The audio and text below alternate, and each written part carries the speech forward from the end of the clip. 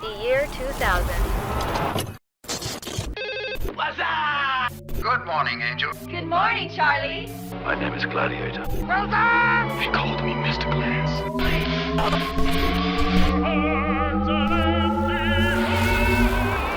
No! You threw off my groove. I'm sorry, but you've thrown off the Emperor's groove.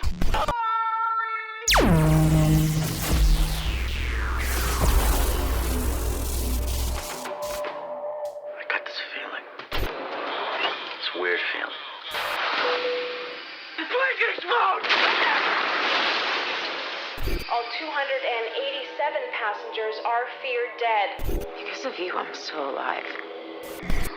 What if it was our time? What if we were not meant to get off that plane? What if there is a design, then it's not finished? You're cheating, Dad. You have to figure out when it's coming back at you. I knew I should have hit on Tammy in the pool that time.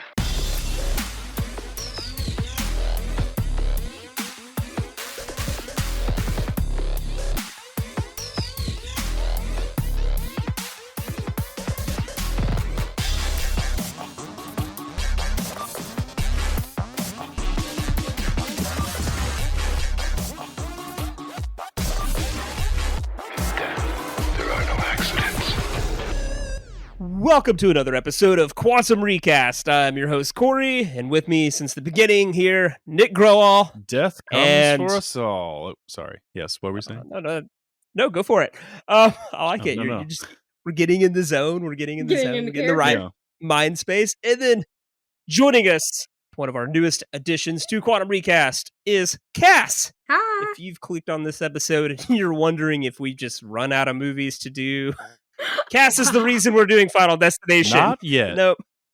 Just some minor detour from good movies. Out of the start, just so everybody knows.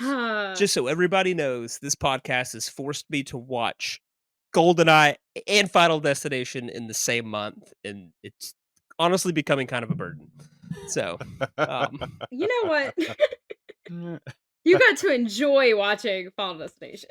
well, before we dive into Final Destination and the year we're taking it to, let me tell you that that's what we do here. We are Quantum Recast. We are a hypothetical, theoretical film podcast in which we have to go back in time to grab a movie, but we can take it forwards or backwards into a new release year in which we give it a relevant cast to that new release year. Final Destination right out of 2000, and we're going to bump it up to its teenage years into 2015 and see who would have been in a 2015 version of Final Destination. But before we do that, please be sure to check us out on all the major social media platforms. You can engage with us there. You can tell us we did terrible. You can give us your cast, whatever. If you engage with us, we're happy. Just don't ignore us. Don't follow us and then ignore us. That's You just can report us. that's you rude. know? Yeah. Instagram. This podcast keeps ruining movies I love. So, but before we dive in, guys, you watched anything good or noteworthy this week? I watched Stir of Echoes, the Kevin Bacon movie that came out the year that I was born. And that it wasn't too bad. It wasn't like my favorite Kevin Bacon movie, but Well, I hope What not. is your favorite Kevin Bacon movie? that's a question for another time. The correct answer is Tremors, Cass. Come on. Yeah, that's actually a really solid movie. I didn't have an issue with Stir of Echoes. It's been recommended to me more than once. It was one of those movies that I didn't have to pay too much attention to, that I wasn't like completely lost. The only thing I remember from Stir of Echoes is when they did the shot with the dead girl. And it's like they shot it in reverse, so it looked very like creepy and not of this world. But it was okay. I didn't hate the movie. Well, you both remember far more than I did about Stir of Echoes. I've seen it. Don't really remember anything about it. I just remember going, Footloose was better. And so, Nick, what have you watched? What have I watched, Cory? Let me tell you what I've watched. I have watched Cocaine Bear this past weekend, and it is exactly what I signed up for. It is B-movie carnage with a bunch of memorable actors for some reason in this movie that don't belong there. And it is just insane, wild, pretty funny at different points as well. Highly recommend. Don't take your mom. Let me ask you this. I have not seen it. Probably won't watch it unless it's just streaming and I'm very bored. But should Ray Liotta be proud that this is his final film credit? Would I have chosen this to be my last film? I think I would laugh about it. You know, I don't think Okay. anybody envisions their last movie being Cocaine Bear, but I think he would have a good chuckle when somebody reads him that IMDb post, you know. Oh, wait, hold on. Never mind. Ray Liotta's got more movies coming out.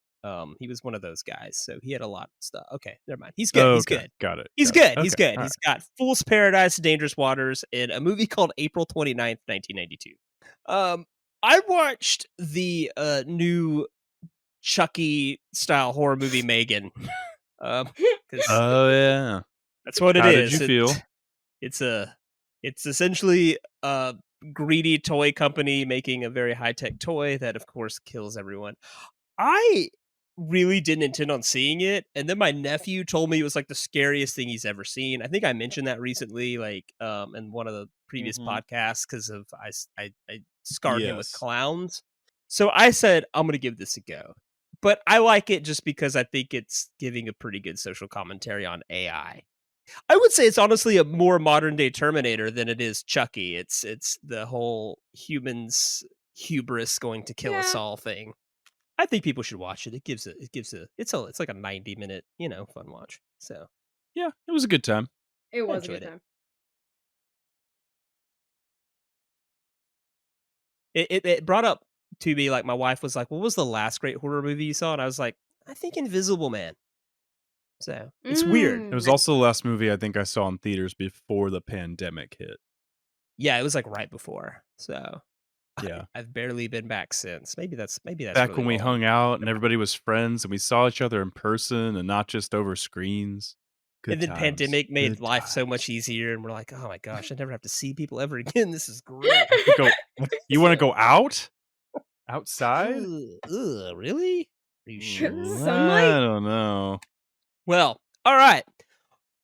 That means we need to dive into 2000's Final Destination. We need to analyze this. I don't know. I guess, Cass, this is technically one of your favorite movies, if not your favorite movie. Yes. Okay, fair. I mean, it's one of the first horror movies that I watched as a kid. It literally just to get me out of the room as my parents and brother were watching Jackass 3D. And my parents were just like, "Hey, we can't have you come out here." And I asked if I could finally watch a horror movie, and they just kind of gave up and said go ahead. So I picked up Final Destination. And I walked out there to them and they were like, "Fine, yes, go ahead and watch it." And I don't know, after that, they became like my favorite movies. And I just wanted to continue watching them and saw the fifth movie in theaters as well, which was kind okay. of cool. So this just all goes back to a nostalgic moment where you learned your Yeah. parents didn't really want to be around you that much. Just like, get away from me. Yes, go watch Final Destination. They didn't want me walking out to a penis on the screen. Fair. That's good parenting. So every parent at some point has to go, do we want our daughter to see a penis or violence? And Usually a coin is flipped. What trauma will my daughter be discussing with her therapist later on? And then both of them became my favorite types of movies anyway, because I liked Jackass growing up too. I was about to say, these are like your two favorite franchises. Okay. Well, Final Destination. It's actually kind of a product of the X-Files. Apparently, it was originally supposed to be an X-Files episode, but James Wong of X-Files fame, I believe one of the creators, said, whatever, this has legs to be a whole movie. So its own thing. Yeah, exactly. Written and directed by James Wong, released in 2000. The useless critic stats. Kind of want to do y'all think it's high? Like, let's do an over-under. Who thinks it's over 5 on average? Who thinks it's below 5 on average? Below. Oh, wait. okay. Nope. You've already cashed in. Thumbs off the chess piece. You said under 500. IMDb gives it a 6.7. So above 5 there. Oh. Rotten Tomatoes, the critics said this is garbage and gave it 35%, but the audience said give me more, and they landed right around IMDb with a 68%. Metacritic, also critics, So close. right in line with Rotten Tomatoes, said 36 out of 100. They said, get this out of my face. Letterboxd, a 3.2 out of 5, respectable, slightly above average. And then Roger Ebert enjoyed this movie, 3 stars. What? Hell yeah! 3 stars. Ebert. He says Final Destination observes the time-honored formula of the dead teenager movie. Okay. It begins with a lot of dead living teenagers and dooms them all. So that's his definition of a dead teenager movie. But he says it has mordant humor, great death traps, and a sophomoric but earnest discussions of fate. So he got a little bit more out of this than I think he was supposed to, but that's great. That's why he's Roger Ebert. Which character do you think Roger Ebert saw himself in this movie? Probably Stifler. Billy. We got a pre-Stifler Sean William Scott thing here. Oh So, my God. actually, this is post Stifler. post. That is interesting. Wow, he tried to tried to break that character that he would be known for the rest of his life. But He did good in it. I did. I liked him in Final Destination. he kind of plays a nerdy guy that no one likes. There's still a little Stifler in there, okay? Let's be real for a moment. A little bit. It's not a big of a stretch. Listen, the best quote that comes out of him is "Carter, you dick." As Carter does almost hits him with his car. I don't know. That's probably the only role that I really like Sean William Scott. I just listen. What is American Pie? 1999, right around 98, 99. In 2000, he made Road Trip, in which he plays Stifler. It might as well have been the same name. Yeah. And then he made this, in which he tried to at least be sort of a nerdier guy. I mean, at least he tried. Now, okay, so we can establish that Final Destination, if you've never seen it, the plot is essentially a high school trip gets on a plane to go to France. Turns out that's based on a real situation, apparently, that happened. Just traumatize that whole community even more. Devon Sawa, our protagonist, falls asleep, gets a premonition, the fancy word of he just foresees the plane crashing, freaks out, gets off, demands to get off the plane. I don't know, for some reason the jock punches him. The jock's just aggro mad the entire movie, and we never know why. He's just angry. He's raging against the machine, Cory. Whatever that machine might be, he's raging against it. So either way, a few students and a teacher get kicked off this plane, and then it actually does crash. The rest of the movie is, death meant to kill them, and that guy ruined it, and so death's going to get them, And then weirdly, death's very anal about the order in which people are supposed to die. There's rules, Cory. Well, so my question is, did no one die for those few days in this movie because there was something gummed up the works? There's a theory that I've had for a long time with the other movies that when they do the time jump at the end, where it's couple months later, a few weeks later, it's death only attacks when they're all together. So if they've been separated for a long time, then death's not going to come after them until they reunite again. That just sounds death's weird. He should not make this that complicated. And so, but that's kind of how they all end up being like that, where it's once they're all together at the end, that's when death comes back. The way you describe it is if death wasn't invisible in this movie, if we actually had the guy in the robe with the skeleton, he would just be flipping through a book the whole time going, what's the rules? What's the order of Which I think that's why it was weird how with this movie they didn't really have a specific order, because in the later movies you actually watched everyone's individual deaths and the premonition. But with this one, you only just saw the plane just catch fire and Alex ends up burning to death. Listen, they didn't know they had a franchise on their hands where they had to have specific rules yet. They were But I figuring was it just out. making a point where I'm just saying. So that just means Death's still writing the book as he goes. He's like, all right. Well, no, I won't get into it. There's another thing. I will say about this movie, and I think I made this comment to Cass when we watched it, was that it's interesting that this is a horror movie where teenagers are dying, but normally in like Freddy Krueger movies and Jason Voorhees movies, it's a punishment. They are being punished for having sex, for doing drugs, for lying to their parents. And this one, it's just straight up like, no, you just avoided death. So there's a natural order to things, and you have to, it's like, it's not that the jock's going to die because he's a piece of shit or anything like that. It's like, no, there's an natural order to things, and there's not a good and evil mindset with death itself. Well, they're teenagers. Like, so we can just assume they did all those things. Nick that entire time was like, I mean, the teacher doesn't deserve this. Like, she was just None like, of them deserve it. We don't know that. We don't know their lives, Nick. With what's established within the story. The only one that really deserves to die is the jock, just because he's being a tool the entire time to Devon Sawa. For no reason. He's mad when he gets on that. For a guy going to France, like on a trip, he's just mad. With his girlfriend, like, you think it's going to be an exciting time? He's just sitting there in the corner. Freaking Devon Sawa.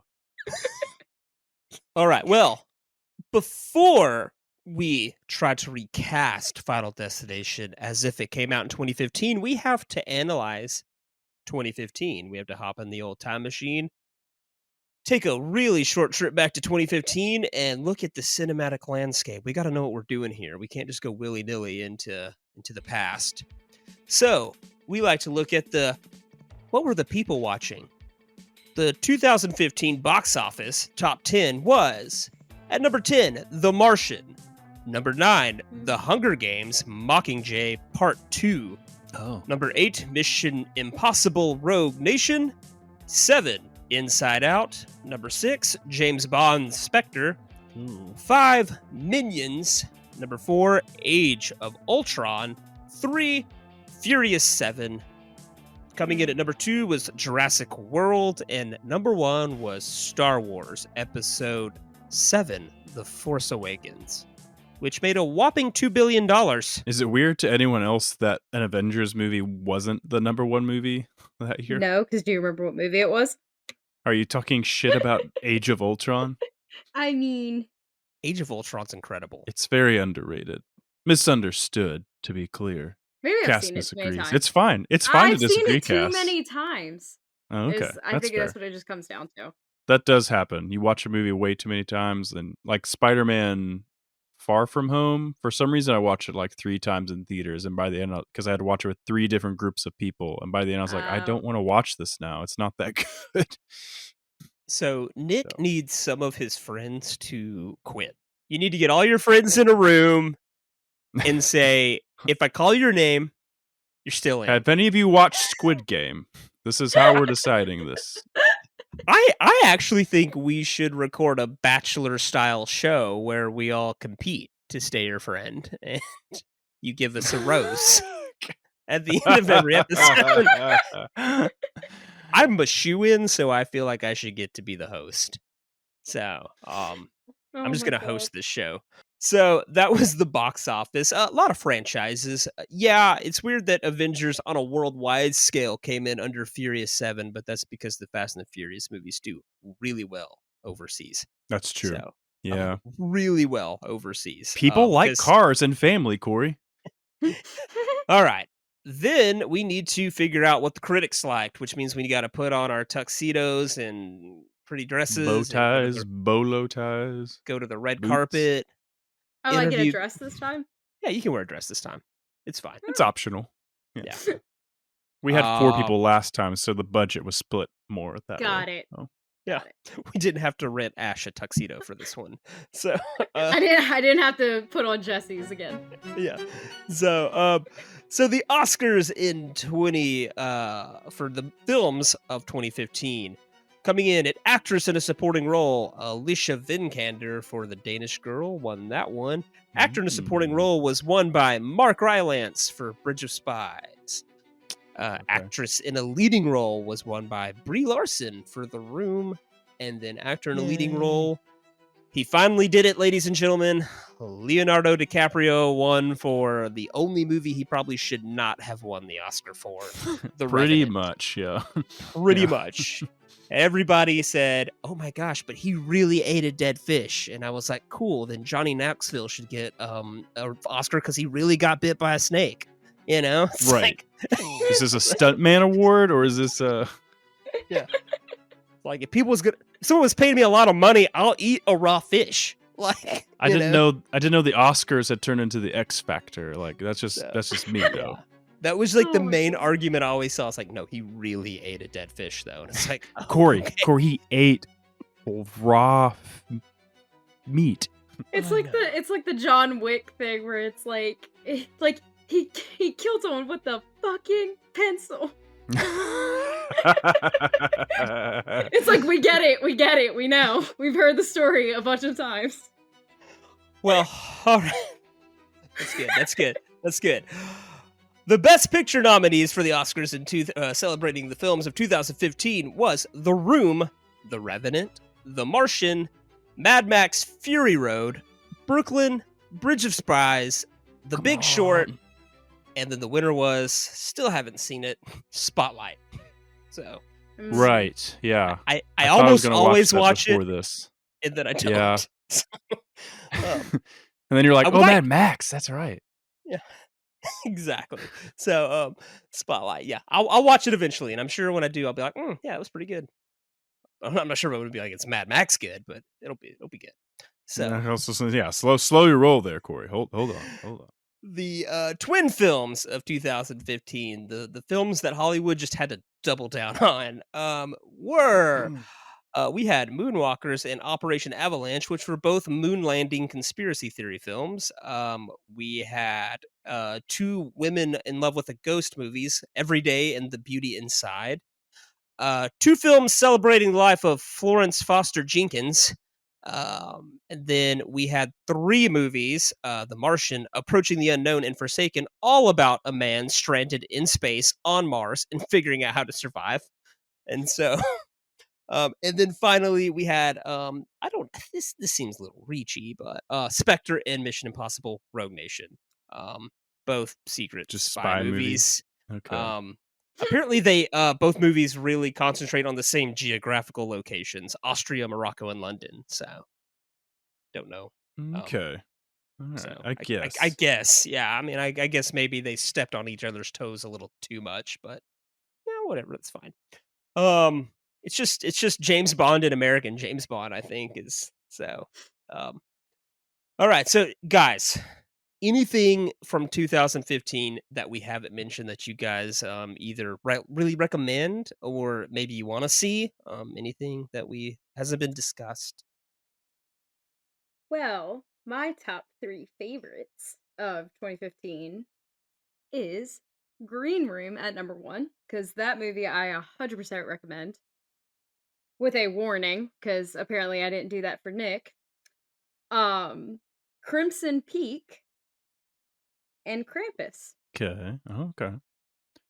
No, the way you sold Green Room made it seem like it was like this fun movie that because you watched it so many times in a row, and then I watched it, I was like, this is a traumatic experience. This is intense. How did you just watch this over and over again? I learned a lot about Cass that day. I feel like everyone just learned a lot about Cass. She's like, horror movie, and horror movie are my 3 2015. Oh my god. Okay, well, Nazi horror, gothic horror, Christmas horror.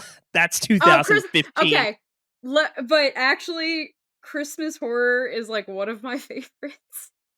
Just because I struggle when it comes to Christmas movies to begin with, but if it's a horror Christmas movie, I have fun with it. Oh my gosh! Again, did we replace Tanner with another Grinch? Maybe. No, I don't. She does enjoy horror, some form of Christmas movie, I think. I I Tanner, like Christmas Tanner likes movies, Gremlins, but- where the dad dies in a chimney. That really bummed me out, guys.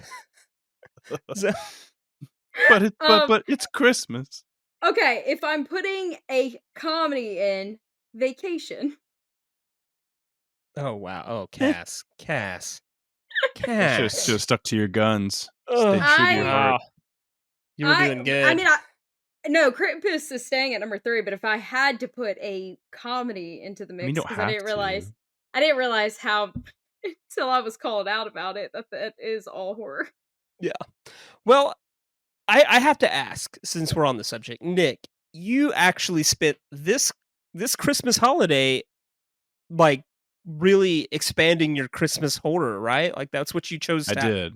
Just So, Christmas in general, but I did. Yeah, Where does Krampus rank in the Christmas horror? Krampus is pretty high on my list of Yeah. Christmas horror, right there with the original Black Christmas. That's pretty much the good part of the list. The rest of it's kind of a mixed bag so far. But Okay. Yeah. All right. I'm just proud of you that you just chose to really double trying, down yeah. on Christmas really horror. You dove got in really yeah, specific this year. And you're the like, good, the bad, and the Christmas Bloody Christmas. So all right. Well, Nick, what do you have? What are your 3 that you want to talk about? Well, from 2000? I don't have any horror movies, but I got Sicario. That's the Dennis Villanueva movie written by Taylor Sheridan, who went on to do Yellowstone and all that stuff. It's a really great movie, I think. It's shot beautifully by, I can't remember, what's that cinematographer's name? He escapes me. He's shot everything, but it stars Benicio del Toro, who's like amazing in it, and then Josh Brolin and Emily Blunt. So I enjoyed that one a lot. Another one, it's much more bonkers, is Hardcore Henry. I bought it like for $5 at Walmart one time, and then finally popped it in, I think during the pandemic. And I was like, this is amazing. I enjoy this so much. It's the one that's just from the POV of the one guy through the entire movie. It's not as like, it won't make you as sick as I think everybody feared it would, but it was actually really fun, and Charteau Copley is really fun in it. And then at number 3, amongst all the other ones, I just pulled out The Man from U.N.C.L.E. I thought it was a pretty good movie. That's a Guy Ritchie movie based on like an old TV show. It's got Henry Cavill playing an American, and then everyone's favorite cannibal playing opposite him. I can't. What's his name? The Lone Ranger guy. Oh, Army Hammer. Yeah, everyone's favorite cannibal, Army Hammer. Yeah, so it's playing opposite Henry Cavill, so it's a good time. All right, fair enough. Oh, I my didn't God. know Taylor Sheridan wrote Sicario. He did, yeah. I did not know that. I knew he wrote Hell or High Water, and I know that he's writing every TV show about small town corruption right now. He's got a niche. So all right, cool, fair enough. I also learned recently that he's the sheriff from the Sons of Anarchy. He does do some acting. Okay, all right. I didn't know He that. was an I was actor like- then writer, so yeah. So he's killing it. All right, cool. Okay, so 2015, just upon perusing and looking at the top 200 movies, I literally looked at all of it, was just a terrible year for a film. I don't love really any of it, except for I do like Green Room and some of the movies y'all mentioned, and obviously like The Martian and some stuff that's already been thrown up top. But like in terms of things not mentioned, the only thing I really have to recommend is 2 movies. Southpaw, which is a boxing movie, and I think it's like the greatest boxing movie ever. It's better than It's an emotional roller coaster. it's so good, and I'm such a mark for Jake Gyllenhaal. I've really had to come out and just pretty much confess that recently. My wife brought it up. She's like, "You're watching a lot of Jake Gyllenhaal movies, like, because he doesn't miss." So, oh, never mind. That's I why have he's 3. the GOAT! I totally have 3. Oh. Straight Outta Compton came out this year. Oh my gosh! Yeah, I was about to say, yeah. Corey. Ooh, I was like, yeah. I'm gonna save this for Corey to talk about, because Yeah, I Straight know Outta you love it. Compton. What a Nice. phenomenal movie. Oh my gosh, Straight Outta Compton's so good. I lent out my Blu-ray a few Mhm. years ago. Never got it back, but whatever. Mistake. It's fine. Hope you're listening, Nate. So, And but also a movie that came out this year that I love it. I think it's great. People did not attach to it very much. Was Black Mass, was Johnny Depp playing Whitey Bulger. I thought I've watched that movie like at least half a dozen times because I think it's really good. And I feel like it really broke Jesse Plemons. I thought it really, gave the world Jesse Plemons on a bigger scale myself. So, Gotcha. everyone should be thankful for Black Mass. All right. So, anyways, those are movies that we think you should see. Was And that so, 2 movies that you said? no, I did you Straight have Outta third? Compton. You had 3. Yeah, and then Black Mass and yeah, Black Mass and another one I already forgot. So yeah. but it was, yeah. Southpaw. Pay Southpaw. attention, cast. Southpaw. Oh, yeah. Yeah. There it is. Southpaw, Yeah. Straight Outta Compton, Black Mass. Those are all it. great movies. Kind of emotional, but yeah. Anyways, so moving on then. This is where, Cass, we're gonna give you a little bit of the floor to tell us why we're casting Final Destination on this podcast In 2015. in 2015. Well, I've been wanting to do Final Destination on the podcast because I just feel like that's kind of like a fun movie where, we did dive into it a lot in the beginning, just talking about like the death and stuff and just the different characters. But I only picked 2015 because I knew it was a weird year for movies. Just literally like all of Mhm. it, like just the young adult movies, horror, comedy. I just thought it'd be it's 4 years after Final Destination 5 came out, which Okay. that movie was I have opinions about that movie, but I just want to see it in a different year with a whole bunch of different actors that are not from the early 2000s. Just I've been wanting this because it's a good movie. It She's should been be. wanting to play the quantum recast, Cory. I just realized something. I watched all 5 of these movies a year ago because Yes. Cass messaged me in saying I would like to come on the podcast and talk about Final Destination. And I was like, all right, I'm going to watch these. So you've made me Wait, watch really? this twice. Yes. Oh my gosh. You like pitched me something about Final Destination. I was like, it's been a while since I've watched them. I need to sit down, do I it. think you were just watching it. No, there's no way I just had the itch to watch the Final Destination movies. There's just I mean, I think I sat down to watch the first one and thought I'm going to go further, like see where this goes. I think the second one's the best. I'll give you that. No. I think it's the best one. Not really. It really goes off the rails after 3. Oh yeah. And so but Cass, I know that you were kind of asking me before the pod how my rewatch went. And here's what I'm going to say. Oh god. It's a perfectly fine movie. I think what it is Sure. is that I do like horror films quite a bit. Mm-hmm. I'm just like particular kind of horror films. I'm more of a slasher guy or a found footage guy. I think Yeah. those are my 2 niches, and this one doesn't really fall into either of those. I mean, it's kind of slasher in terms of like I guess how Roger Ebert put it. We introduce a bunch of teenagers and we know they're all going to be dead by the end of it. But it's like Right. it's an invisible death thing, and I'm just like I don't love it.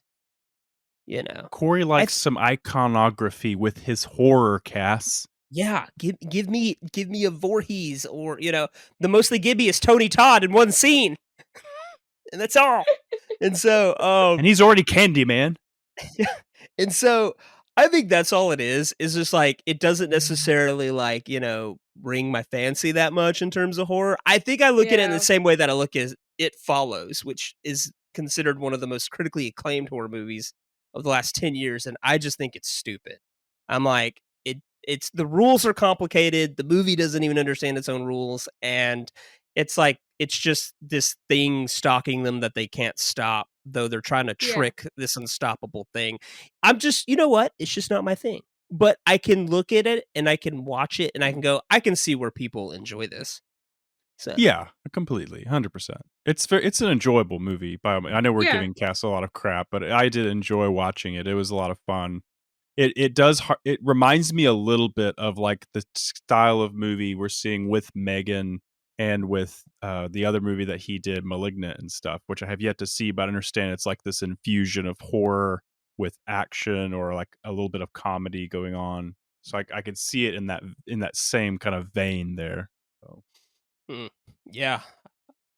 Allie Dale asked me to watch Malignant like 2 years ago, and I told her I wouldn't. You just now reminded me I never did. So sorry, Allie. Oops. Sorry, Ellie. You're just now remembering. Okay. No, I mean, like, yeah, Cass. I mean, is there like anything else like anything else you just want to plug about the movie that you just love? Like, why does it really hit with you? Well, and I mean, like I mentioned earlier, I think it is like the whole nostalgia thing where I grew up watching these movies and like falling in love with them. I think the one thing that I really love about the first one is that it's not super gore based as the other ones get afterwards. Because once you like the first movie really wasn't gory at all, but then you get to 2 through 5, and that's all they're doing is basically just throwing it at your face. And that's pretty much what they did with the fourth movie when 3D decided to become a thing. And they really wanted to like do the most with it with the whole racetrack. But That movie's wild. it is wild. That one I honestly remember as a kid before I think watching the Final Destination movies, but I remember the trailer for for that specific movie. But yeah, no, I've always liked them. I think it does like it's not the whole slasher movie or just it's not just I don't know. It's very fun to me. I don't take them seriously, and then I also understand people's judgments on them. But I always recommend the first movie. If they want to watch the other movies, they should at least watch them once, Nick. But We'll see. Probably but no. but I've always liked these movies. They're just I like the whole idea of a premonition, someone going crazy like once they like have the premonition and how they all end up just getting kicked out and then dying in the craziest ways. Yeah. I think you nailed it. I think like in a weird way, like I say, I like slasher films quite a Yeah. bit. And those really kind of died out with the 2000s. Honestly, when you look at slasher Yeah. films of the 2000s, they're remakes of 80s Yep. or the carryovers of the last like Scream, the Screams are still Right, going, yeah. but that's like again like the end of that Mhm. that era. And so your generation kind of got a new thing, like a new way of doing horror, which is kind of more like supernatural horror. You got your Yeah. you got the movie with what's the demon in the house that's found footage? I forget. Oh, the Babadook. No, No, the one that's like was made for like Oh, $8,000 and made millions. yeah. One came out this year. It was called Ghost Emissions in 2015, but I forget the Paranormal Activity. Gosh, yes. There you go. That's what I Thank thought you were you. saying. Yeah. Yeah, like, it's kind of like, I mean, it's the progression of horror. And so, like, yeah, it's obviously like, this is, again, another big reason, like, we like having you on this podcast is you're significantly younger. And so you have this whole different, like, history of movies. And I think we're seeing that here, you know? Mhm. Whereas I'm like, I want to see a hockey mask dude chasing teenagers in the woods. And you're like, I want to see, you know, something more supernatural and death Yeah. stalking teenagers. So, oh, okay, cool. And then, Nick, you should watch the other four just because it's a wild ride to watch this franchise try to establish new rules and hold it all together. I So, will consider it. Yeah. so um, but yeah, it very much does follow. I think the last thing I'll say is Cass brought up a good point is that it's like most horror franchises, that first one's really good. And it's not even like usually that violent. It's usually because it's the product of someone who really had a great idea, and then Hollywood and the studio took and said, make more. And then it's just like interesting ways to kill people. It's like Saw is a great movie. Yeah. Saw 2 through whatever we're on, 8. It's like, how graphically can we murder humans? on screen. Yeah, The story's not kind my of second speed. to that. And so that's kind of the Final Destination. Though I'd say Final Destination never goes quite hard in the paint as Saw movies do. Yeah. So we like to ask, and this might be kind of an interesting one. How does the movie change in 2015? Um, I think the humor itself will change too. Like I think some of the conversations with with the students, the group would be a little different. And then I think even like the whole gore aspect, we're still going to get a whole bunch of unnecessary gore because even like the death scenes aren't really that graphic in the first movie. Well, where are we So at right now in the world of horror? Is like Well, Babadook if out you look, yet? well, if you think of like even think of the movies that I named off, like Krampus, Sinister 2 came out in 2015 as well. Well, yeah, Krampus isn't that violent, but I mean, but it's not gory. yeah, this time we're more into like demons and Yeah. ghosts and Yeah. like supernatural Mhm. entities in houses kind of a thing. Like Yeah. Poltergeist remake came Yeah. out this year. Yeah, we have the Sinister I feel like this is movies. the point where we shift from gore and Saw like movies into the more like but I use the Babadook a lot. Like it's representing something like depression or something. Or The Following. We're getting those kind of horror Mhm. movies that are popping up now.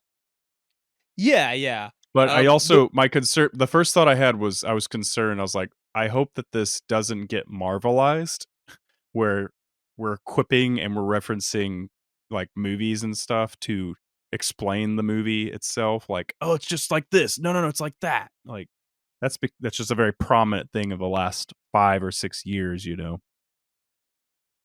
Yeah, no, for sure. Um, I don't know. There is a word for kind of like what we're coming into for horror movies right now. I forget what they call it. It's almost like progressive horror type of thing where, Mhm. and so I would say that we're in that transition quite a bit. I What think you're though, if we're saying gonna is we ask, had our down and dirty rock, sex, and drugs era of horror, and then we got like the really edgy horror, and now horror's grown up a bit. Corey, we're listening. We're more about the music than we are about sending a message. there is a buzzword the horror movie likes to use for about like 2015 beyond, and I can't think of it for the life of me right now. But you can go listen to a horror podcast right now, and they'll say it, and I don't remember what it is. But essentially, it's in 2015, The Witch comes out. It's like I Right. almost describe it as like the A24 era of horror comes out, where it's just Yeah. like it has to be Yeah. a point, and it needs to be Mm-hmm. more like it's your Midsommers. It's that type of stuff. It's like how do we Hereditary? It's like we want horror to be taken more seriously, type of We don't thing. want to And just so scare you. We want to traumatize you. yeah, we want to traumatize you, and also we want like critics to go, "Oh, that was the cinematography in that movie is really good." so, um, uh, but I do think before we go on and we recast this thing, if you're gonna ask how it changes, you do have to bring up 9/11 for two reasons, actually. Yes. Yeah. Um, 9/11 obviously, like, if you're talking about a movie, The Plane Crash, flying on a plane has not been the same since 2000, even if it's gotten, like, No. less as intense as it was in 2001, but still, if someone says, "Get me off this plane," and makes a ruckus, that flight is canceled. Like, True. this flight everyone's off this plane in this movie. Everyone lives. They're like deboarding the whole plane. They're gonna take Devin Sawa in a room and they're gonna beat him senselessly, for a while. TSA's I doing think. cavity searches on everybody. Yeah. No, there You is might that. what might become of that. Yeah, I could see what could become of that if you're following like that logic would then be all these people that came to the airport to fly. They all go their separate ways, and then they probably start seeing things like when they open their phone or they look at the news and it's like so and so dies tragically. And they're like, hey, wasn't that the guy on our plane or something? Oh And yeah, yeah. it's coincidence, and then it hits them. It comes home.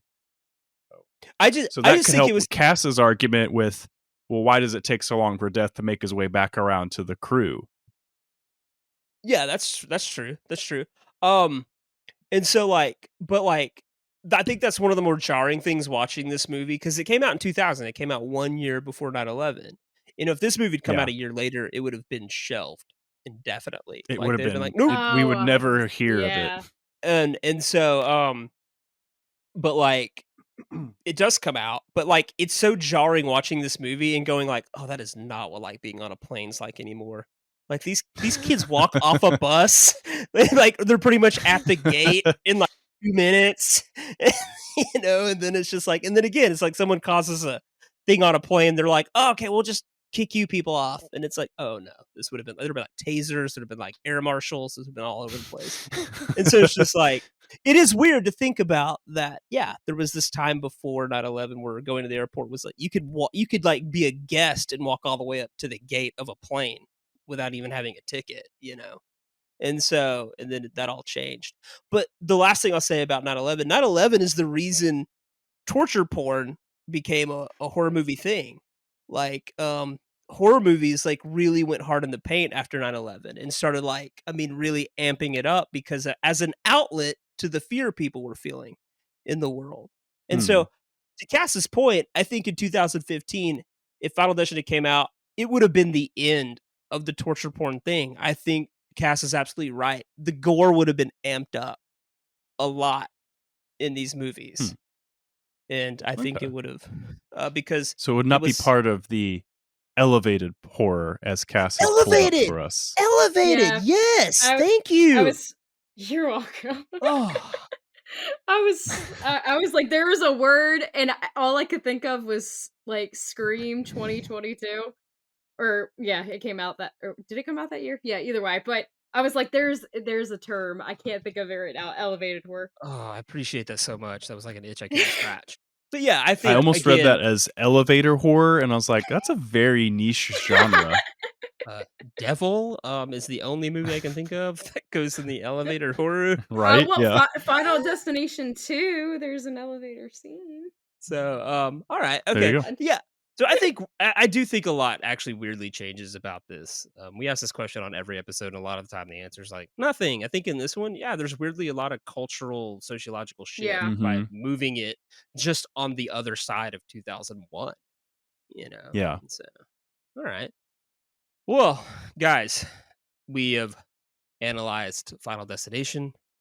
We've looked at 2015. We know what we're walking into, which is really not a whole lot. So, I feel like we almost got carte blanche here. I think we're just gonna maybe possibly burn down a lot of young adult dystopian movies. Oh yeah, yeah. And so, here we go. Me and Nick are like cracking our knuckles, forgetting that Cass is younger than us and possibly loves those films. Who knows? We're gonna find out. I don't think so. All right, we'll see. All right, guys, let's recast Final Destination as if it came out in 2015. 2015. There's really not much to know about me. Look at me. You just went and made a new dinosaur? Oh, not a good idea. I'm gonna have to science the shit out of this. There were stories about what happened. Oh, what a day. What a lovely day. You have arrived. But before we do that, we have rules. We don't just go in this blind and crazy like some of you other podcasts out there that just think you're God. Yeah, death. So yeah, death. And so we actually have rules we go by. So Cass, you chose this movie, which means you're the director, which means you sent Nick and I a cast list, and we have come up with a relevant cast list to 2015 for Final Destination. And so we will pitch you our actors role by role, and you will choose whichever one you like. However, Nick and I are bound to rules. Rule number 1, anyone we cast in Final Destination 2015 must be alive. Yeah, this is fun. Get it? Alive, because, death. Must be alive in 2015. Death cannot have put its icy, confused fingers on them yet. So, rule number 2, anyone we cast in Final Destination 2015 must be free to do so. They cannot be in prison or tied up in anything legal or like that. They must be Or able to, super pregnant. Yeah. Yes, we also learned that Nope. pregnancy is a factor. So, in this, we always learn something new. So they have to be able to show up on set. And rule number 3, anyone we cast in Final Destination 2015 must be active, which means they have to have at least 1 acting credit in the year 2015 or prior to. And then the final rule number 4, which is more of just a consequence more than it's a rule, is that anyone we cast in Final Destination 2000 will lose all major acting credits in the year 2015. So anyone we cast, we don't count TV or anything like that. Just all their major film roles. We pretty much said you have to commit to this movie all year. So, because we're hardcore. It's like important. that. Yeah, it's hardcore. We really need you to get into the character of this movie. It's gonna take a lot of time. So, really imagine you're French, school class. Like you're in French class. You're going to Paris. You got to commit. Daniel Day-Lewis this. So, Cass, you get 2 power-ups. Which means, first of all, you get the old switcheroo, which means at any point during the casting, you can switch any 2 actors that are on the board in the roles that they've been casted in. Sometimes we get to the end and we're like, we don't like the way it looks. This looks better. So you can do that at any point during the podcast. Your big power up is the override, which means at any point during the casting of a particular role, and it has to happen during that casting, you can tell me and Nick to screw off. We did bad, and you can put your own actor in that role, but you're bound to the same rules. So Yeah. I I mean, we won't be bad, but if you feel like it. I am a little nervous because this is one of the easiest things I've ever casted in my life, and that's because I was dealing with things I don't care about. Movie and actors. So it's like I'm proud of what I put on the table, but I have no idea how Listen. Cass is gonna feel about this. So Listen, I said 1 movie. If you guys touched that movie, then I'll have an issue. But it's only 1 movie. That's it. Cory just saw a charcuterie of actors at his disposal. what His I lips, saw was a dove right in. charcuterie of Hunger Games and Maze Runners and Insurgents, and I said, look at all these teenagers. I know. That's what I did. And no one should be proud of any of this. So let's put you in something you might be more proud of. Final Destination. So it's going to spawn a lot of The sequels. question mark that they wouldn't be a part of because they Exactly. would be dead. I like it. You're like, hey, this could get 5 movies, but you're probably not going to survive more than 1. So, Like, oh my And it's One of you cheap. will survive. and it's cheap because I don't have to pay an actor to play death in all 5 movies. That's just air. This is great. So we're saving money. Our antagonist is air. invisible. This is good. So, all right.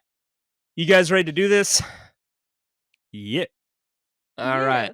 Which means we have to start with our 30 seconds or less segment, which is actors that Cass loved, has an attachment to, but they're really not worth really long bits of conversation. A, because they're not in the movie that much, or because this is a slasher film and really not a whole lot of characters are too important.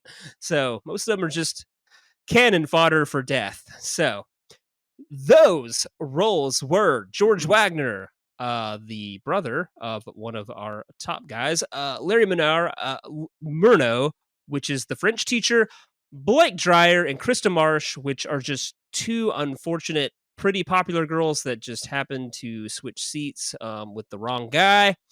Agent Ween and Agent Shrek, they're FBI agents who think that Devon Sawa might be crazy. And then William Bloodworth, because at some point in the studio, someone said, there has to be a face to this franchise. We need someone to identify with. Get us a horror icon and give him a cameo. And I guess Robert Englund was busy, so we got Candyman's Tony Todd. Exactly. Also, I should say that George Wagner was played by Brendan Fear. Larry Murnau was played by Forbes Angus. Blake Dreyer was played by Christine Chatelain. Krista Marsh was played by Lisa Marie Carrick. Agent Shrek was played by Roger Gouverneur Smith. Agent Ween was played by Daniel Roebuck, who's been in lots of things. And William Bloodworth Buzz, again, played by Candyman himself, Tony Todd. Also had a great role in Sean Connery and Nicolas Cage classic, The Rock. I have a question, though. Okay. Can we cast the agents as a pair? Am I allowed to do Yes. that? Because I really need to pitch mine as a pair. Yeah, that's fine. All right. So, Cass, you're going to say the role. Me Yep. and Nick will rapid fire our answers, and you'll just rapid fire pick. But when you get to the agents, just say both of them, because I need to. Okay. For me to beat Nick, Okay. I need this to be a pairing.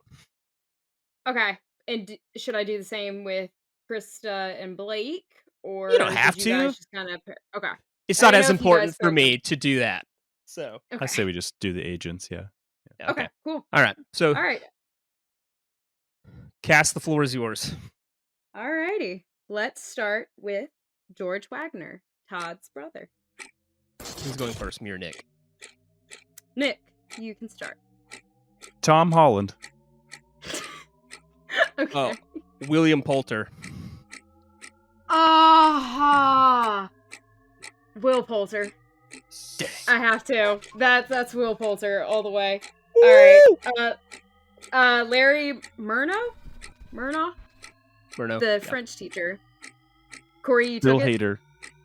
Oh, No, we okay. just do a regular order. Like Okay, cool.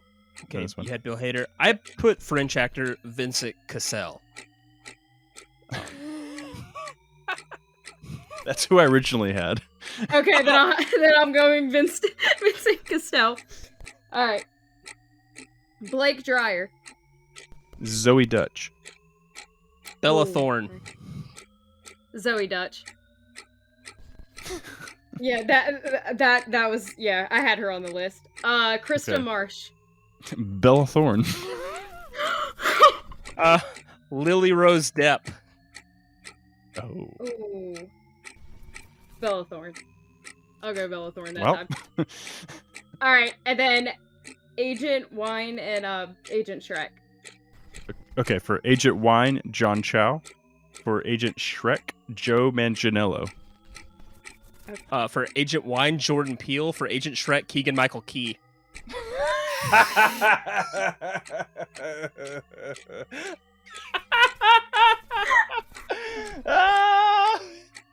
Oh my god. No one will take that seriously. That's the best part, when they play it completely is. straight. They're just waiting for the joke. And it never comes. my But God. Keegan Michael Key has to play it exactly the same way, just whispering and.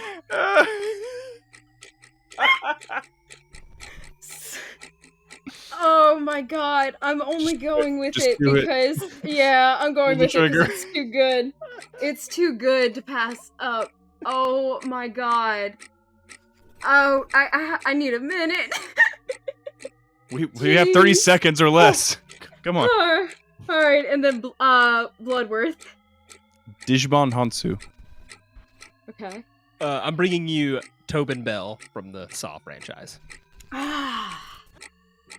Yeah, I gotta go No. Tobin Bell. No, you don't. No, you Yeah, I don't. do. That's good. that's lazy. That's just not lazy. That's good. That's following the rules. I brought a horror icon. You brought the dude from Gladiator. And Blood Diamond and Guardians. He's had a consistently decent acting career. Outside of horror. You didn't play by the rules. Yeah. You New deserve to fresh lose that blood, one. Cory. New blood. Guys, I'm serious. Every time the agents were on screen, I just thought this should be Key and Peele. Like, just playing it absolutely straight. But Oh my gosh. God, Okay. that's perfect though. I like Nick though. Nick's like everyone's waiting for it to turn into something else, and it never does. Oh my god, that's perfect though. All right, All right. So that was entertaining. that brings us to the top cast that we're going to be casting that we'll spend a little more time on. That cast sent us. She sent us a cast of the characters, the main characters here, which is pretty much everyone that gets off the plane and survives for now. And so, well, that's exactly what this is. Okay, cool. Yeah, this is everybody that gets off the plane and survives the plane crash. Yes. This is everybody that There's just a method to the madness. this is everybody that just pisses death right off, you know. Yeah. So, which is it's so weird. Is death okay? Cass, is death the one like giving the premonitions? Like, is he warning them? Yes. Why? Then it's just to piss himself off. He's just bored. Because I think it's just Let's see what they do. From what I wanted to watch what you do, and you didn't. Because I think it's these movies. I mean, all of them. It's like death is consistently warning these people, and like usually show someone straight up, "Hey, if you don't get out of here, this is going to be bad." And then when they get out, he's all pissy about it. I think death goes for the ones that are the like biggest skeptics, because it's like Alex was already concerned about the flight to begin with. Like even when you first meet him at his house, like he's kind of like a little anxious about flying, and as like time goes on, so it might even be like death is targeting these people because death, like I think death thinks like, all right, they're not going to believe him. They're gonna like he's still going to be on the plane. He's still going to die, but then he's able to get off these 7, or including himself, these 7 people off the plane, and they survive while everyone else dies. Well, you would just think that death would be more pissed at people like Evil Knievel that's just laughing at him all the time.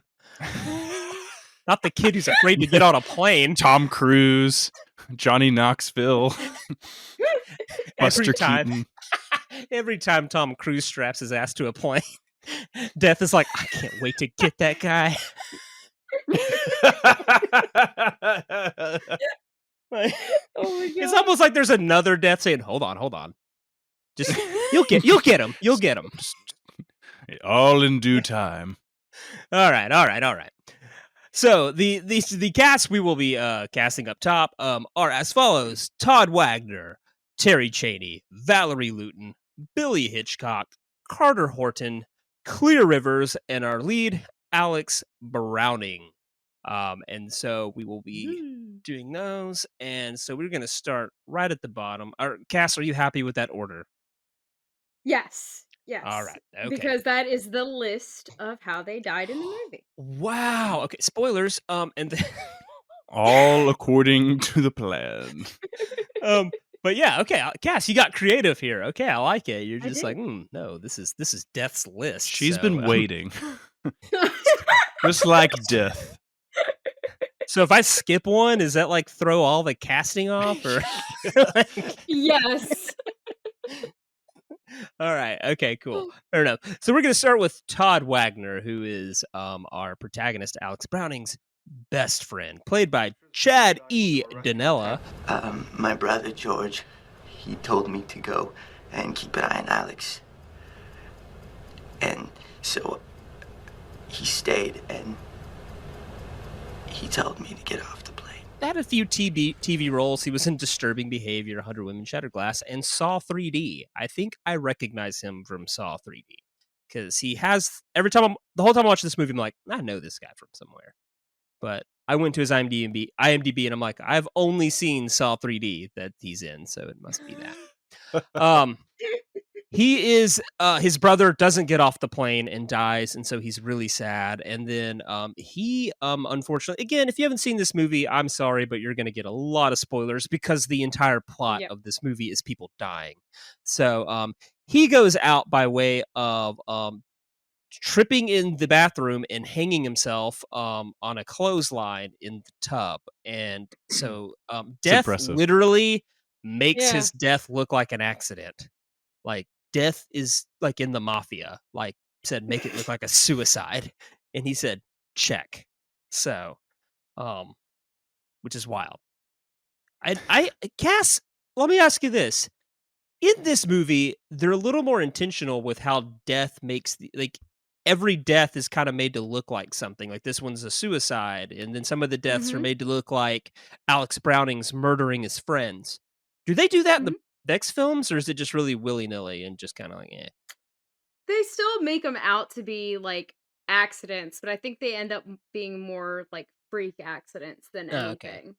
not. Where, I think of the 3rd movie where the tanning beds and stuff just Oh all of a yeah. sudden stop working, and then the 4th movie where it's, like, his, like, butt gets stuck in the pool, and Oh my gosh. it's that whole suction thing.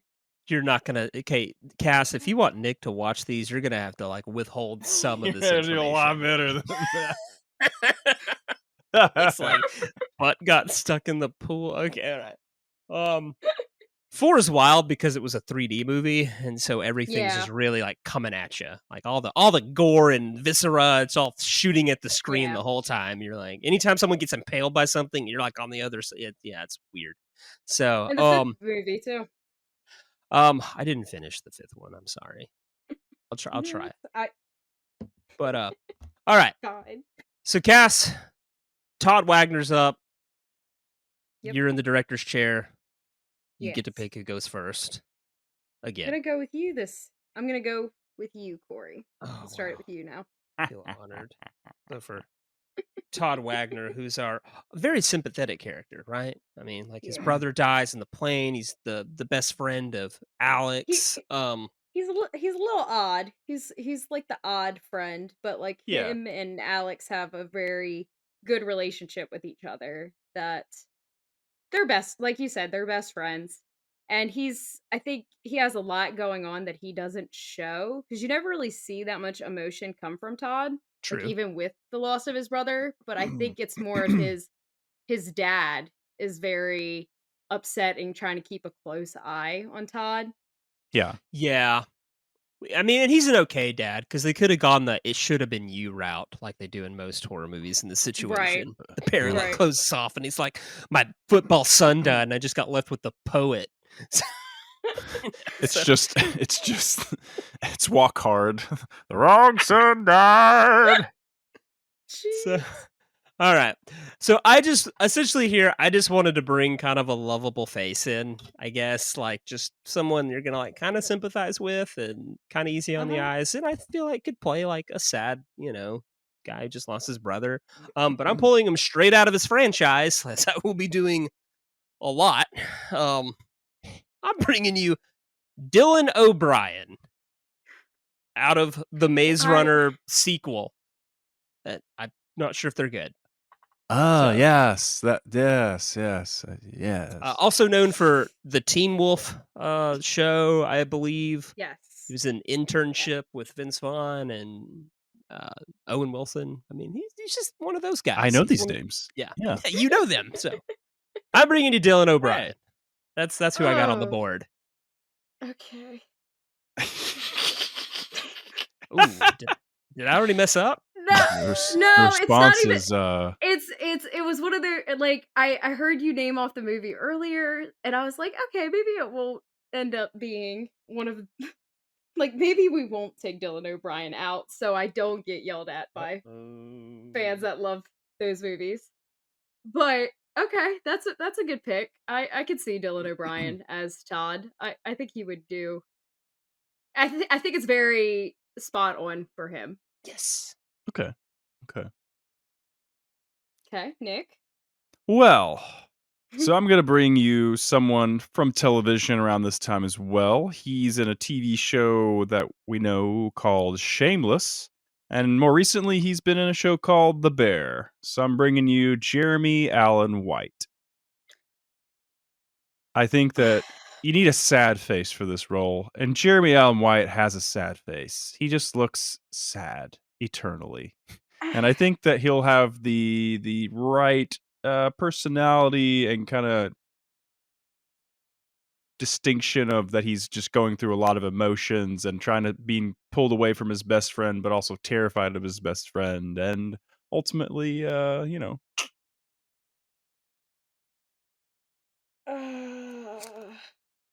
he's only in Shameless this year, so yeah. Do you hate it? Do you love it? Are you? What is the emotion here? He does look sad. It's good, but I'm also curious on him being Todd instead of somebody else.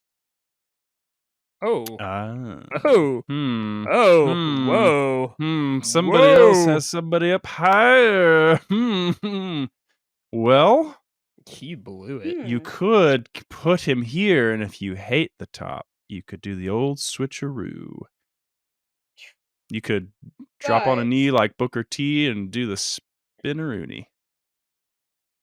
Jeremy Allen's going to play Carrie Von Erich in the Von Erich movie coming out. Nice. Oh. Yeah. He's been doing really well for himself. I'm glad it's not just Shameless fame for him. Yeah, so he doesn't need this. His career's just now taking up. People are taking but what's notice Dylan now. O'Brien doing now? He He needs was in this that cast.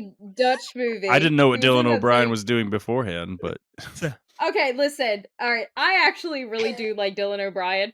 I'm not hating on Dylan O'Brien, she but totally and I hates think him. I think he is a solid pick for Todd. Yeah. But I also really love Jeremy Allen White, so it's very because I am a Shameless fan, and I love his character the most out of all the characters. This is tough. Oh, why? And it's for Todd. But you guys came in hot with these picks. She means hot. I mean, they're both. They're both attractive, but that's not the point. Woo! All right, I'm gonna have to go with my gut. I'm going Dylan O'Brien. One young adult franchise dead in the water. Yeah, that's I'm all okay right. with that. That's okay. I think Which my parents, one was it? My parents the Maze hate Runner me for that. Oh, but right. Yeah. The third Maze Runner movie will not be happening, or the second one will be for the Maze Runner. The second one will be recasted with some other young, pretty teenager. So yes, let's just hope Todd does him well, because I feel like Dylan O'Brien is known for his Maze Runner movies. He's still going to make American Assassin in 2017 though, and tank his own career. So I don't know if we did him really. I was going to say that favors. movie was when they said, "Hey, look at Dylan O'Brien. He looks like an action star." No, he doesn't. He looks 14. So I did watch that movie too. So all right. Oh my god. Moving on to Terry Chaney. Enough! Both of you! They died and we lived! Get over it. I will not let this plane crash be the most important thing in my life! God! I'm moving on, Carter. And if you want to waste your life beating the shit out of Alex every time you see him, then you can just drop fucking dead. Played by Amanda Detmer, who you might know from Drop Dead Gorgeous, Boys and Girls, or Saving Silverman is what I know her from, which is an incredibly underrated comedy with Jack Black and Steve Zahn. It's amazing. Yeah. And so, and the guy from the American Pie movies. I forget his name. So, yes. Jason Biggs. Got it. Yes. Okay. Terry Chaney. She is, again, forgive us, it's hard to do in-depth character descriptions in horror movies because they're mostly just like non-existent, a stereotype from the Breakfast Club, and then thrown into a movie. And she would be the princess. She's dating the jock, and she's popular. Yeah. And she has probably the best death in this entire movie. Well, okay, second best. The best one's coming up. So, but Terry Chaney's character, it's really like just it's good. It's well done. It's definitely surprised. She just gets hit by a bus. She goes out Mean Girl style, like the exact same way. Only she doesn't. It's the whole quote. It's the quote where she's just like, "Then you could just drop fucking dead," and then turns, and the bus just completely just obliterates her. Like she's gone. And it's amazing. Death is funny, guys. And if you pause it, Death's actually driving the bus, flipping his skeleton hand off at everybody. So that's not true. I made that up, but it should be a thing. Well, I well, like to and imagine Death was driving the bus going, aha! So, it was Toady Todd. really? No, I was Oh, I kidding. was like, But I was just saying, what? could you imagine? Like he's the coroner, but he's also this bus driver. He's just driving. That's Like, the how attention to Death- detail they could not afford for this movie. So Well, they in the second movie they reference the bus scene because one of the characters in Final Destination 2 was actually on the bus. Yeah, they like connect all of it to Yeah, they connect to the first the one. second movie. Yeah. And you got to wonder if Death is like, well, I'll be. That's amazing. All these people survived are connected to the people that survived. Oh, wow, that's They interesting. did it. And you didn't get to finish the movie, but they did it with the fifth one too, where they tied all four. I do know the ending to the fifth one, where essentially it just connects to the plane. So, from the first one, right? Yeah. So, yeah, so that's who this character is. She's meant to just be the princess, the popular girl dating the jock. She's kind of not handling all of it that well, but whatever. A bus takes her out mid complaint. So, man, I wish Tony Todd had been driving the bus. Of course, he's the coroner, so he's like, he gets out and he's like, "Oh, I'm sorry, I have to do this part time. Being a coroner doesn't pay a lot, but at the same time, cha-ching, cha-ching." So he's immediately arrested. All right, Terry Chaney, cast. The floor is yours. Alrighty. So, Cory, since you took it, you go. Who is your Terry? Okay, how did I play this? You know what? I just said I need a semi-recognizable face on the come up. Huge now, but at the time she would have just been a Disney darling that gets hit by a bus. I brought you Zendaya. So, Oh, Zendaya.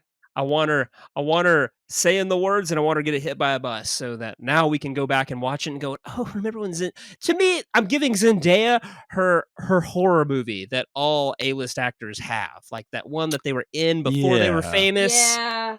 I'm giving her that. She doesn't have that on her resume, so I'm gonna give her. Hey, you were in Final Destination before you were Spider-Man's girlfriend. So was she doing anything? I think just music videos and things. Let me double check though. So she was still.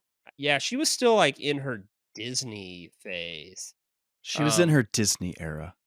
Yeah, she was, putting out songs and, so the mouse could get richer. So,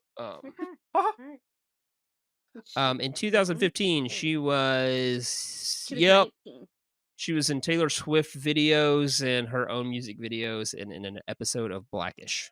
That's she was not doing anything of note. She is a free agent. Nice. Okay. Take that, Nick. Well. Okay, well, I'm going to pull someone from TV again to counter Cory. They are from the popular series known as... My brain just shut off. Okay. They are known from the my God. They are known from the popular series Modern Family. I'm bringing you Sarah Hyland. Ooh. She is the teenager of the main couple of the show. Just kind of she does a great job playing kind of that somewhat airheaded kind of rebellious teenager in that TV show, and I think that she can nail the comedy element of this role as well as just being a recognizable face because people go, "Oh, it's that one girl," and then she gets hit by the bus. And she has an uncanny resemblance to Amanda Detmer. Yeah, just a bit. Huh. I mean, you could call that uninspired, but yeah, okay, whatever. Go ahead. You know what? I am gonna give it to Sarah Hyland. Woo! Just because I feel like I actually like her. I've not really watched Modern Family like that. I've seen episodes here and there, but I do think she's a good actress, and I think this particular role, it is almost the safe role for her. Because I feel like this is very spot on for her, but I could see her playing as the princess girlfriend, and I see Zendaya. That's fine. That's fine. We just go with the clone, and we forfeit all the future watches when people go back. Corey and watch just Zendaya wanted a films. name in the role, and did. it's barely I a did. paycheck. So you're just I really also- holding Zendaya back. I'm to be just getting her honest. when she's cheap, Nick. I'm just getting her when she's affordable. That's I all. also would like it to be known that we have Will Poulter and Dylan O'Brien in this movie, and they are Maze Runners. They're from Maze Runner. Franchise dead. Remember, Yeah, we I'm just killed old. the franchise. Maze Runner means nothing to me. I've not I don't know what it seen- is. I have Yeah. not. There's 3 of them. I've not seen them all the way through. I don't think I've ever seen the first movie. But I know Will Poulter's in it. I at least watched, or I read the Hunger Games books, so I know what that is. Maze Runner, nah, nothing. Don't have anything. No context. So I apologize to all the Maze Runner fans out there. I wouldn't be upset if we didn't make part 2 of So. Mockingjay happen, but Okay. that's just me. All right. Cool. All right. Sarah Hyland. Man, the more you look at her, it's like, is she Amanda Detmer? Did Amanda Detmer just like fake her own death and come back as Sarah Hyland? Wow. Okay. Possibly. That was Reincarnate. a solid move, Nick. That was well played. Well played. Yeah. All right. Thank you. Moving on to the surviving French teacher, Valerie Luton, who gets off the plane, unlike Larry Murnau. The airline's not taking this very well. They'll let one of us back on. The rest of us can take an 11:10 flight. It gets in 3 hours later. It's all I'll right. stay. No, you know the whole French thing. Get on the plane. It's fine. It's fine. Also, the movie takes a pretty hard punch by showing us that an infant child was on the plane before blowing it up. So that baby died. Straight up. Oh, it showed a lot. Yeah, I was like, there's a wow. whole- We even there's had a all whole out loud. There was a whole dialogue scene about that. No, that's what I'm saying. They show you a that's good plane, sign. and and they acknowledge the baby and give dialogue, and then when the plane actually blows up, you're like, oh, that baby was on that plane. Wow. Okay. Oh my god, I could hear Will Poulter in that scene now. So, I'm yeah. glad that we picked. Boom. All right, so Valerie Luton is the surviving French teacher. I actually like her role because she gets real paranoid. Like, she plays the most paranoid of the people that survive. I think she's the one that really is like, okay, something's afoot. She's played by Kristen Cloak of Space Above and Beyond, the 06 remake of Black Christmas, and a lot of TV movies. Or just a lot of TV more than movies. All right, so I do like her role.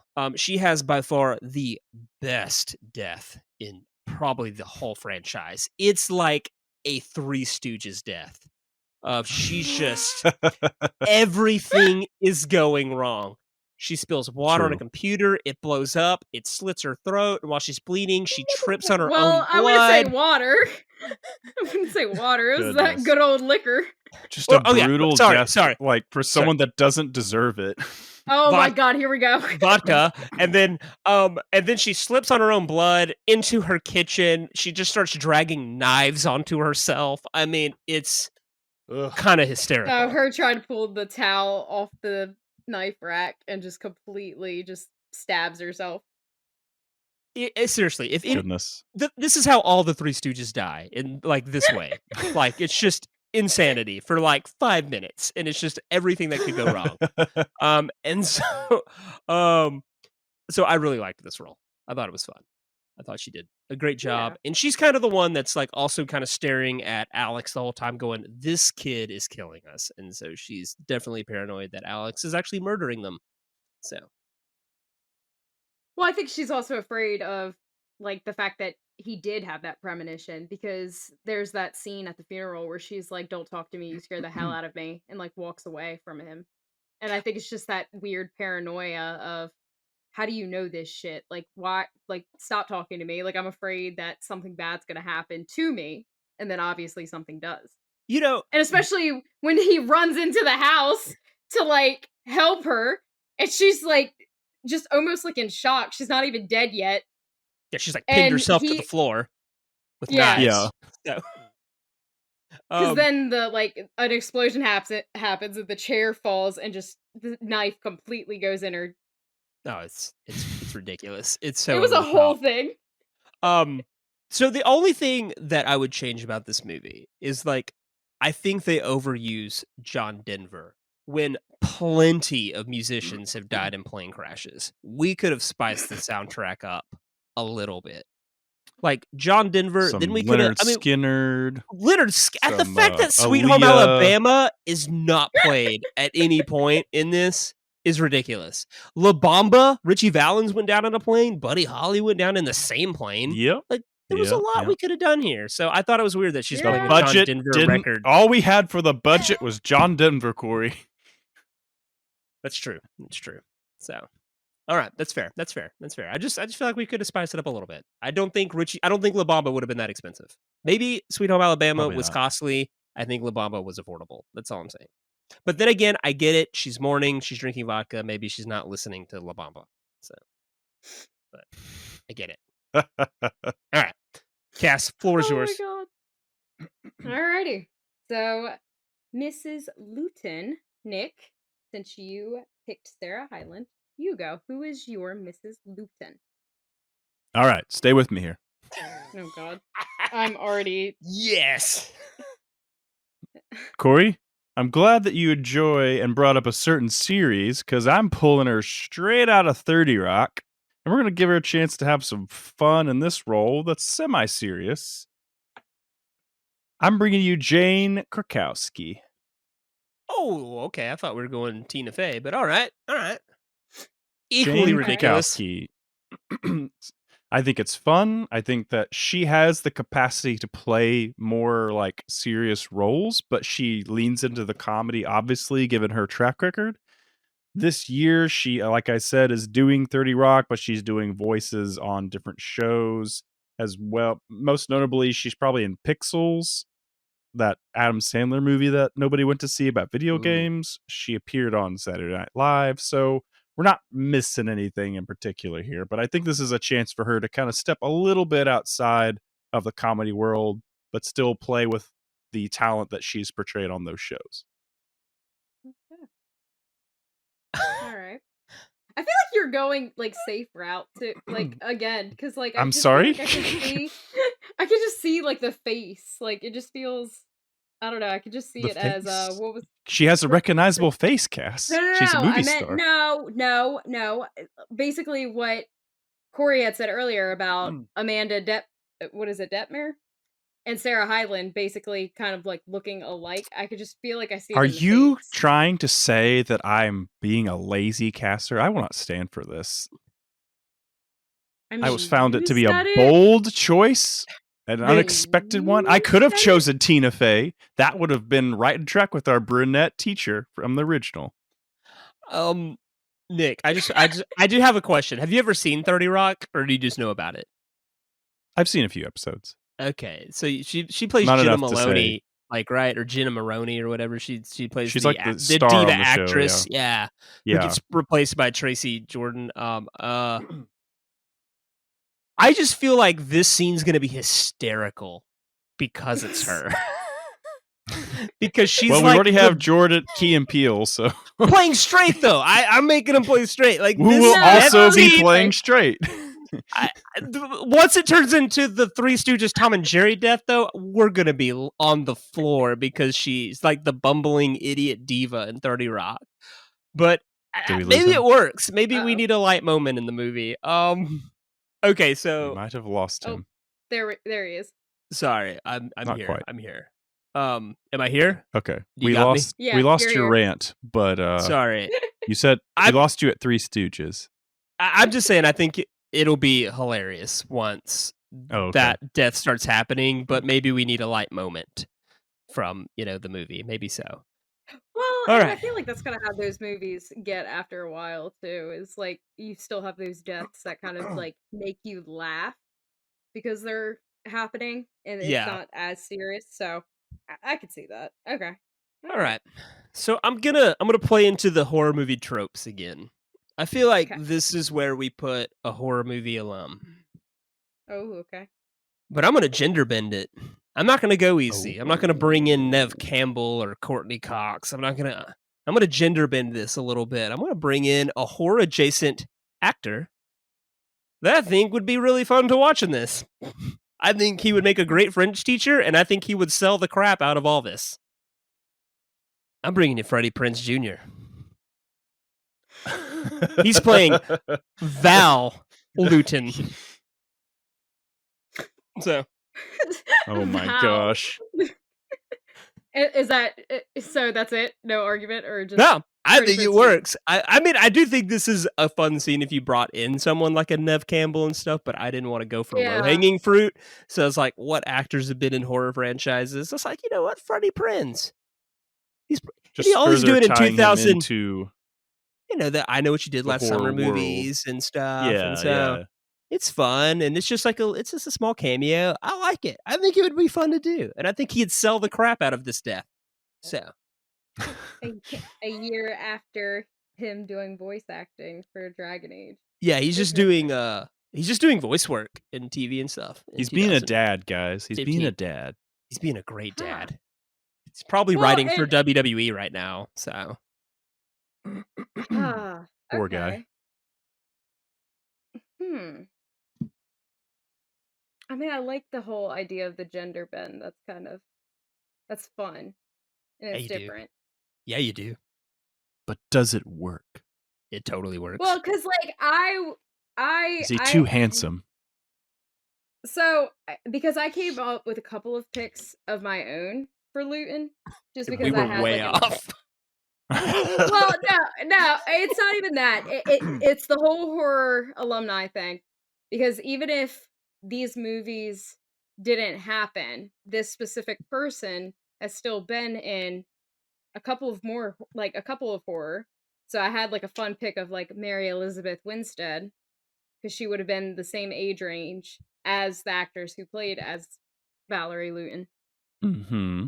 But Override. not- Waste it now. This early? no, I don't want to waste it. No, not on Yeah, Luton. do it. Chicken. No. No. I can't. I feel like I can't pass up on this one. Yeah, I'm going Freddie Prinze Jr. Woo! Yeah. Try it. It's good. It's Corey, good. this is where you should have tried to play Michael Jordan in your casting bucket list. I didn't even John look at my- Stamos? Oh, Stamos could have been a good one too. Oh, Yes. what have you I- done, Corey? Didn't No, even but I think look at it. Oh, an idiot. No, I don't know. I think Freddie Prinze Jr. would be a fun pick. I think that's just kind of fun, and I feel like it wouldn't be as dramatic with him in that scene, but it would still be like very Freddie Prinze Jr. Oh, and I think what I was going for too is I was also looking for someone that is like a final girl type of character in their franchise. We never get Freddie Prinze Jr. doesn't die Yeah. in the I Know What You Did movie. So Yeah. I was like, so we finally get a little bit of payoff here. Like we finally get to see it. So that's what you get, pretty Yeah. boy. So all right. Yeah. Moving on. It's like he'd be the laid back teacher too. Exactly. Yeah, that works. That works. Okay. Alright. Moving on to Billy Hitchcock, played by Sean William Scott. Need your life again. That's right! You're next, Carter! I'm staying the fuck away from you! Shut up, Billy! Billy, we don't need this shit right now. I don't need it ever! What are you doing? Get away from me next! It's fucking Billy, I'm not dead! Oh, you will be! You're dead! You're dead! Steve Stifler of the American Pie movies himself. And Dude, Where's My Car? Dukes of Hazzard, Goon, Ice Age. It's Sean William Scott. Road Trip, he's been in all these movies. So, very recognizable. Billy, but again, this is Sean William Scott kind of stepping away from the Stifler role for a minute in playing, yes, an annoying guy, but the nerdy annoying guy. Kind of like that guy that's just like in high school that was just everywhere and he was really annoying to everyone and no one wanted to be around him. And so that's who Billy Hitchcock is. And weirdly, he's just, as much as they're looking at Alex, like, oh my gosh, he's always at the scenes of these things. It's like, so is Billy. Billy's just always Yeah. riding his He's bicycle right there. past whoever's like Yeah, but- dying. Yeah, but nobody believes that he would do it because he's stupid. That's true. That's true. Wow. Tell us how you really feel, Nick. Wow. Nick did not like Billy Hitchcock. So, again, he just kind of plays. He's just the Stifler. Yeah. He plays the fool. Carter, you dick. Yeah. It's like, you're an idiot, but you're not a murderer idiot. Devin Sawa, on the other hand. he gets a really dramatic monologue right before his head gets taken off, right at the Yes. mouth line by a piece of metal from a speeding train. So that Well, was a yeah, because he was supposed to die after Carter, but they saved Carter. So it skipped him and went straight to Billy, which was really kind of messed up it was just how quick it was too. Because it went by instantly. yeah. Because he was just like, and you're not gonna take me with you. Turns, shink, done. Like he's dead. They save Carter. Half his head. They save Carter, and Death speeds through his rule book right quick. He's like, next. Billy, he's here. You know, so Like we have this sharp metal object on the train. All right, we got it. We can do it. like later that night, Death's in a bar, and it's like, that was a little sloppy. Not my proudest work, but he was right there. I couldn't really, Took my couldn't shot. risk him running off. They're not all winners, guys. They're not all hits. Oh, In all honesty, I was aiming for the neck. It hit him in the mouth. It's gross. So not even. I mean, I think it literally got under his nose fully. yeah, it was like under right the- halfway through. It was kind of off putting. You're like, So all right, Cass. Alrighty.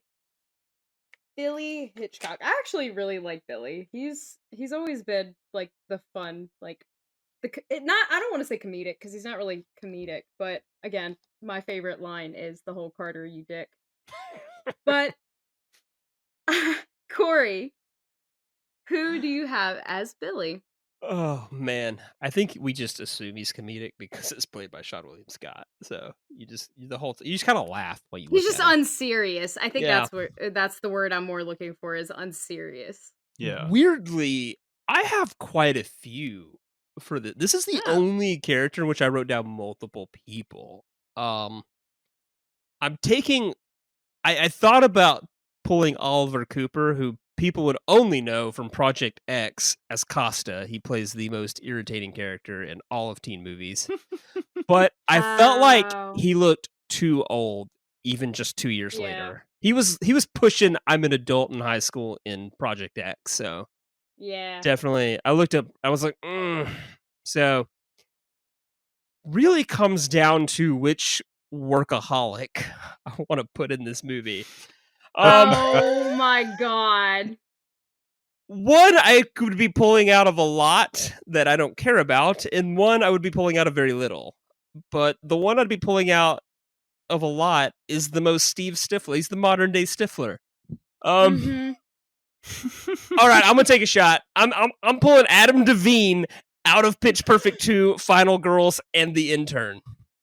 That's a whole other level of young adult. Yeah, I'm Blake Anderson can stay in Dope. I'm pulling Adam Devine out of those 3 movies because I think it's just he's the modern day Sean William Scott of teen movies. He's just you look at him and he's like he plays that same character and everything, and so okay. And personally, I think Pitch Perfect was a great movie. I don't know that it needed sequels. There, I said it. I said it. It didn't. I think that was actually one that I did see in theaters, and honestly, he was probably the only part of the movie that was good. And you try to take him out of it. I'm taking him right out of it. So. All right, okay, Nick. All right, I'm gonna counter here with a long Damian Lillard 3, and I'm gonna present to you. And you may not know the name, but you'll figure out who he is hopefully pretty quickly. Jimmy Tatro. He is the guy in the Netflix series American Vandal.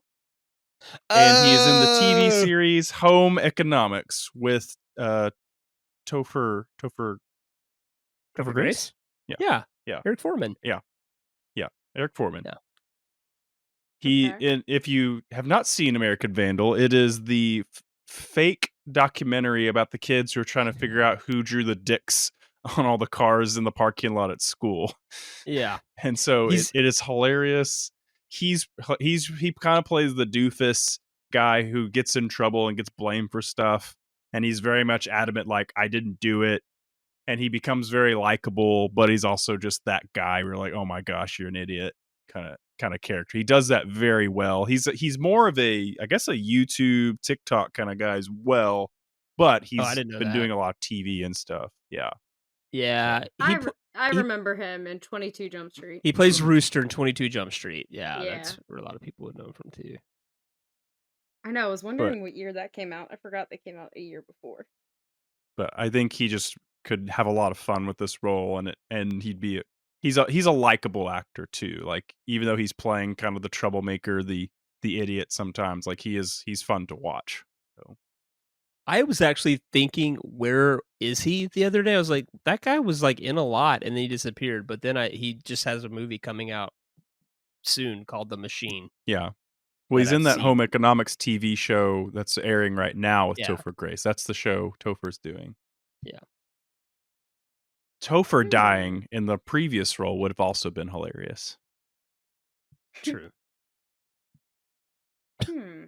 Man, that would have been perfect, actually. Dang it. Huh. These are. I think this is the one time that I'm not the most proud of y'all's picks. What? These are both great. These are great choices. What are you talking Because I feel about? like you both took it as like Billy as like super comedic, and I feel like these two actors that you said I only see as very comedic. Because and to me, Billy, I'm not saying that Billy wasn't like a little comedic, but that's why I used the word unserious earlier, because he's just someone that you're almost just like, shut up to. Like, you're telling to shut up. But I think she's right, Nick. Yeah, but keep in mind, Steve, like he's that friend that you don't invite to parties and still shows up. Yeah, and you're almost keep like, in mind, who invited the original Billy? Actor is Stifler. No, I get that. And I think that's we are just pulling we made. No, because we are pulling Stiflers and saying, okay, now play this role, which is just we turn it down a little bit and just play up your likability. I can't. That's right. You do it. I can't use because I really don't know who you guys have for the top 3 that we're about to get into. I've got it covered. That's what I have. Oh my god. All right, how do we have?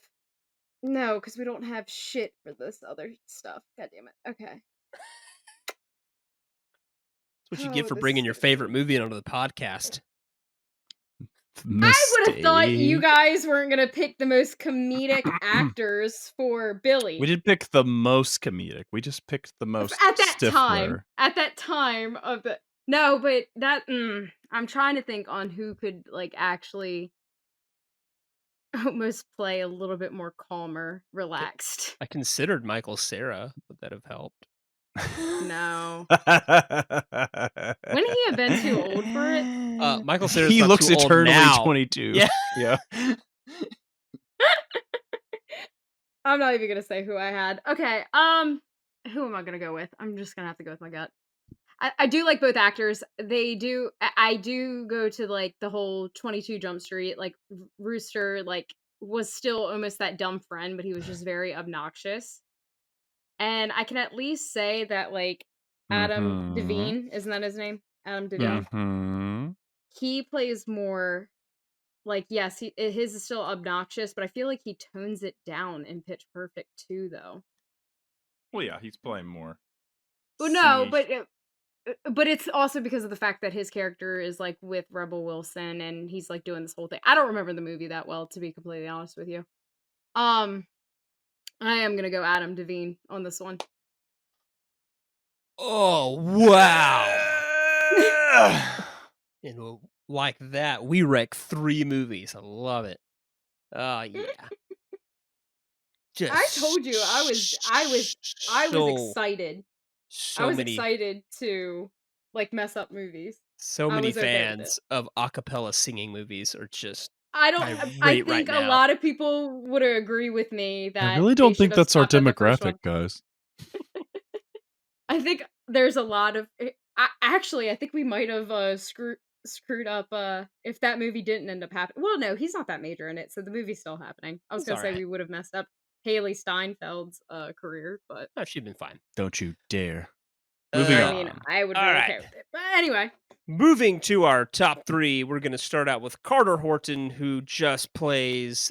He's just the most angry jock in all of teen movies. Whoa. We get thrown off the plane. We blow, what, half a day in Paris? All because Brownie has a bad fucking dream?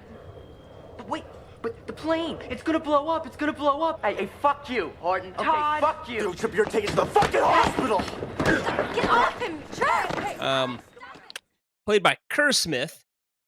This is just I don't know. This is the bad guy jock from every movie, but just injected with so much steroids and just roid rage. And he's not even big. Pretty much. That's the thing. He's not even like muscular. No. So I don't know where. No. And maybe that's where all the anger is coming from. Maybe he's just mad that like he just didn't fill You out can't more. get them gains. Oh my god. And he's just chugging creatine powder all the time, and it's just messing with his brain, and he's just mad. But Kerr Smith, you might know from Dawson's Creek, Charmed, The Fosters, My Bloody Valentine 3, had a very teenage career. All right. But that's really all there is to say about Carter, other than like, I don't know, would you say he becomes friends with Alex? It doesn't seem like He they really does. become. I Does think he? no. He's At still the like end, full like, of anger. I feel. No, I think I don't know. I Trauma does a lot, guys. the vibe that I got from Carter in like the beginning is almost like, what if he is like internalizing his fear of planes? Because like to me, like the way that he gets super angry over like Alex freaking out on the plane, talking about the plane's going to explode. It's to me, it was almost like he was just letting it out because he was just that like in his head, like, okay, wait, what if something is wrong with the plane? I have a fear of planes, and this is just my thoughts of it. That was kind of the vibe that I got, where it was like Actually, he was freaked out. It's actually an astute observation, actually. Like, it explains a lot. Like, he's just also afraid of flying. That's Yeah, I mean, and then it doesn't help that his girlfriend's freaked out about it too, where she even stands up, where she's like, it's so not funny. So it's like, okay, now I see my girlfriend is freaking out over it because of Alex. Alex is making this whole scene and freaking all of us out. he's just so, got a yeah, lot of let me- anxiety. I misread him. My bad. So, all right. Well, cast, the floor is yours. I don't know if I casted him right now that I know a little bit more about him. If you picked like tough asshole type of role, then we're in the same mindset. You're still like picking someone that plays asshole but can at least have a little bit of redemption towards the end. Man, I didn't want to go first on this one. Crap. So, right. Cory, who is your Carter? I really didn't know how to play this one. I guess if I had known what I know now, I could have like delved more deep into his more vulnerable states. But I'm just bringing you a guy you might know from Grand Budapest Hotel, or he plays Flash, whatever, the bully in the Spider-Man movies. Tony Revolori. I'm pulling him out of a movie called Dope this year. That's who I'm bringing you. Okay. I just know that he Going plays against a bully type. in a lot of Okay. things. So Okay. Yeah. Okay. Yeah, that's interesting. he could be afraid of flying. I mean, so. It's very against type for this role. Yeah. I know he's a bully in the Spider-Man movies, but like But he's like a you're nerd basically bully. doing He's an so like you're intellectual basically nerd taking bully, that so- and putting it into this. Yeah. Okay. Okay. And I'm slapping a Okay. letter jacket on him. So All right. Interesting. Okay. Nick. Well, I didn't go that route, but I feel like I played it pretty safe in terms of just finding somebody that looks like a jock. And I'm going to give Uh-huh. you hot off the presses from this past year in Top Gun Maverick. I'm giving you slightly older, but Yep. I think it still works. Glenn Powell. Oh. Dang. Oh. Oh. Fuck. What's he doing now? In was he 15, doing? he's in a movie called Windwalkers, and then he's also on the TV show Scream Queens, I guess. Oh yeah. So Queens. Oh, and I was looking at him too, actually. Okay, you didn't Yeah, you touch were. Everybody Wants Some. Well, You didn't mess with Everybody Wants Some. It's not a good movie, but I enjoyed the movie. Everybody wants some. His character is really funny in that. Okay, that's not the way that I thought you were gonna go. you thought I was going to Huh. bring your boy in? I Old did think you were Miles gonna put. Teller? I definitely thought you were gonna put Miles Teller in that Listen, I'm because tired of that's who people I wrote playing Miles down. Teller in spots he doesn't belong.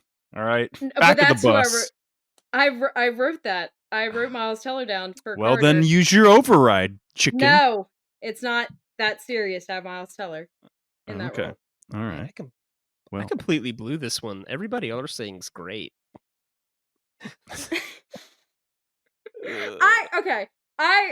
God. Recast. Oh my God, Glenn Powell. That's good though. I know it is. I picked him. Oh my God. And he referenced Scream Queens too, which is actually a good reference because I think he was with Emma Roberts' character. All If I'm right, not I get mistaken. it. Just pick him already, Yeah, and stop let's move stop on. gloating in front of Corey. I get Stop it. telling him how good my Because pick was. no, listen, I'm looking at my picks too if I wanted to use my override, but yeah, I'll go Glenn Powell. That was a good pick. Woo! Damn. That's not who I would have went with, but wow, that's solid. All right. Getting to our last two here, our two leads. Starting with Clear Rivers. That is a dumb name. When I was a kid, like 6 or 7, I used to worry so much about my parents dying. Lying awake at night just worrying. Yeah, well, most kids do, I guess. Most kids never have it happen. I remember I had to tell, like, when Nick was first watching it, he was like, "Do you mean Claire?" And I said, "No, it's Nope. definitely Clear." Clear Rivers. Her parents were hippies. And so, Know a few played of by those. Allie Larder. That's just such a hard Yeah. name to say. Allie Larder of Varsity Blues, House on Haunted Hill, Final Destination 2. Spoilers, she doesn't make it. Resident Evil. It's Allie Lauder. She had like a really big 2000s career. She was kind of the thing. Most probably famous for Varsity Blues and putting on a whipped cream bikini in that movie. And so, but she is horribly miscast in this movie as the kind of strange gothy girl who Yeah. completely understands a classmate having premonitions about death and being like, she just seems like she knows all this. She's like, she's got it. Yeah, she saw this coming. I didn't see what you saw, but I felt it. Yeah, I Is think what she she did said. well. I don't think she was out of place by any means. maybe I've just seen too much other Allie Larder stuff where I'm just like, I don't get it. I don't see this. I I think she did well in that because even in the second movie, it's Range. still that but see now I think this same vibe, but I don't know. I think in the second movie she course corrects and it's more of an Allie Larder role. This one I just feel like I don't get it. I don't see it. It didn't sit right with me. That's all I'm saying. okay. All right. All right. Well, Nick, Yeah, who is your Clear Rivers? Yeah, you go first and see how well you do. How do I want to play this? Okay, we'll just go with this. I'm gonna give you an actress who this would be kind of helping kickstart her career later on. She's gonna be in such notable movies as Deadpool the Second and Joker. I'm giving you Zazie Beetz. Okay. She's Domino in Joker, or not Joker, in Deadpool 2 in 2018, and in 2019 she's in Joker. Most people probably know her from those movies. In 2015, she's in Double Blind, a short, and she's just doing shorts. It's all shorts, and then she has a no-name role in James White.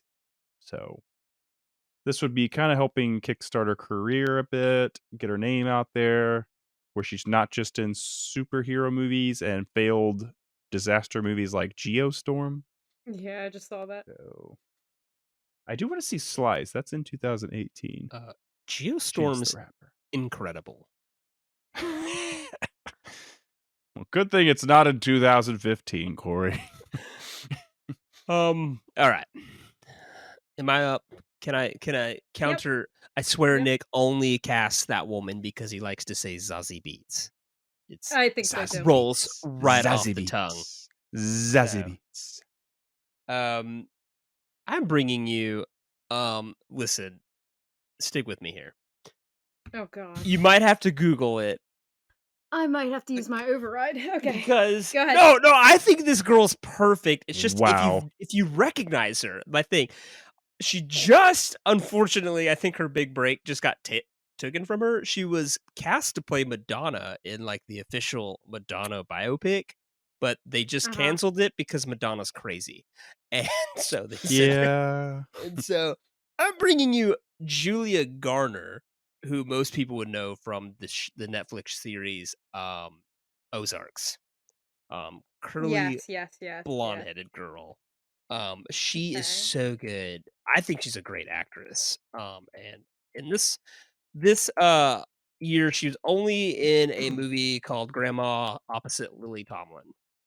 Maybe it was good, but I didn't see it. So, and I thought Julia Garner would play this role super well. Okay. Cass is not impressed as usual. It's not that I didn't even. I had my own, like I said, I had my own. So I actually had a lot of people for her, which is kind of strange. But not any that I'm the most impressed with that I could see myself like taking out of, because I'm looking at a name right now that I could take her out of this role, but I actually enjoyed that movie that we didn't even mention. Me, Earl, and the Dying Girl. Because I feel like it's very Olivia Cook role too, playing this kind of very awkward, but I won't mess with that, so I'm not gonna use my override. So I will go Julia Gardner.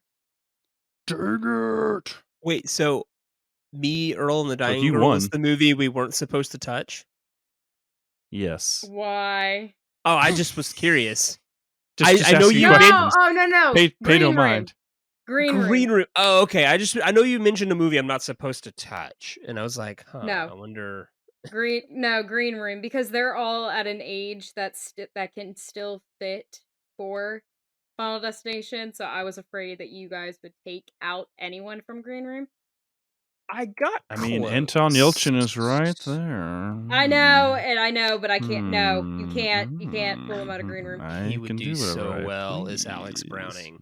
He would. Speaking of our last casting member, no, the closest I got to Green Room was actually for this role. I considered Alia Shawkat, but I also love Green Room. And then I put Imogen Poots for this. So I wrote her down, but I can't take either of those. Out. I also love Green Room, so it's cool. Yeah.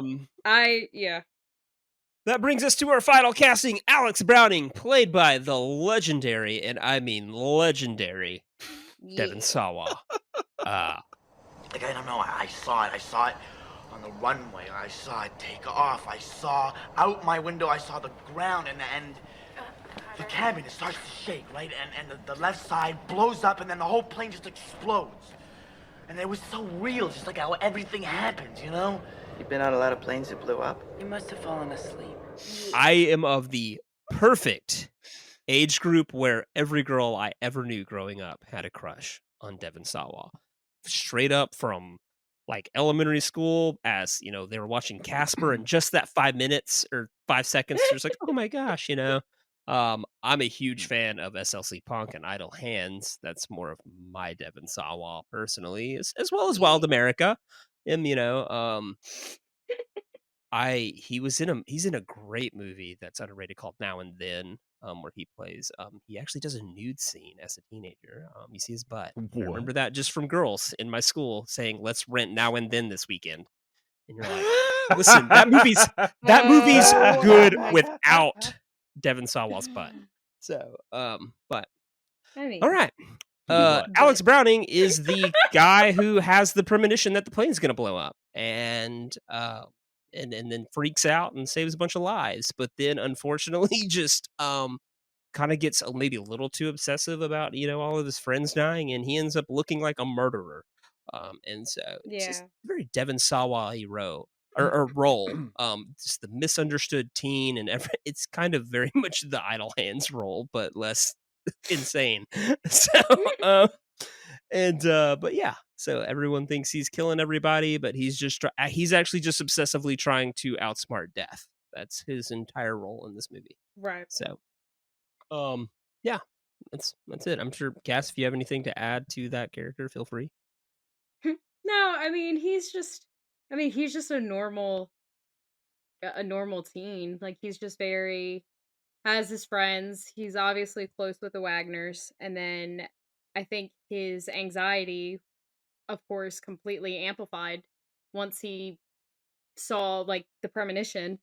But I kind of like how his character progresses in the movie, because it's like he's a little like normal to an extent for what a teen is, and then kind of starts freaking out a little bit, but then like starts getting into his head, like with everything, like starting to freak himself out, locking himself in Clear's father's cabin, and just kind of like I think even like later on he still kind of is a little crazy, but not too much. So I don't know, Devin did a really good job with that role, where it was you kind of felt for Alex the entire time, and you almost wanted him to get away from those damn agents, because I felt like the agents were just trying way too much. I don't even think the agents knew what they were doing, because what would they have done, like, had they had a hold of Alex? Just lock him away, just arrest him? I mean, on what evidence? They have no solid proof. So. Right. True. It's like he saw it. He saw what? Especially Key and Peele. It should also be noted that Alex Browning is one of the very few, and Devon Sawa is the only actor I know that's done this twice. He's one of the few horror movie final boys. Most movies have final girls, but he is Idle Hands and Final Destination. He's the actor that has the distinction of being a 2-time final boy in a horror film. So look at him. Films. So he was not a final boy in Chucky. No, but the Child's Play franchise has a final boy, Andy, as one of the primary antagonists of the 80s. So yep. All right. All right. Well, Cory. Ooh, I went. No, I made it. Yeah, you did. You Good get luck. The last pick. I'm hoping that both of you did not do Alex wrong, but Cory, who did you pick for Alex? Who did you pick as our Devon Sawa? Listen, I'm semi-confident in my choice. Semi. I wrote this name down immediately. Again, getting to him before he takes off as a very large thing, though he's at the beginning of it. I'll be fair. He's in the throes of it. But I still think we can get him cheap. I don't think he's going to be too expensive. And I think he's perfect for this kind of role. I think this is like the type of crap he plays all the time. The weird, misunderstood kid that's, unconventionally handsome for being the weird, goofy kid. And that you could see him, having premonitions of death and then playing paranoid, trying to outsmart death throughout the movie. I'm bringing you, before he was Jeffrey Dahmer, Evan Peters. Oh. In 2015. He's just off of his first go at X-Men in 2014, though that character didn't really take off until this next movie. And all he was doing this year was Safe Light and Lazarus Effect. Lazarus Effect sounds like a good movie with a great cast, but it had like a 2.1 rating on IMDb. Yeah, there's bad. Yeah, because I wrote down Evan Peters for not Alex, but I wrote down Evan Peters. Interesting. Okay. I think you mean perfect. Yeah, because that year he was doing American Horror Story. He was probably finishing Freak Show and then doing Hotel. Yeah. So we got it. He's already in the game, Cass. So yeah, I may have underestimated the heartthrob status of said Devon Sawa. Oh, what a until Cory rookie! reminded me of it. What I an know. idiot! But since Cass has her override anyway, I'm just gonna go with what I thought would fit the role best, and stick with my initial choice. I'm gonna give you a guy who is kind of already tied in horror later on. He was in a movie last year in Barbarian, and before that, he was indeed Pennywise. I'm giving you Bill Skarsgård. This year, he is in a TV show called Hemlock Grove, and that's about it.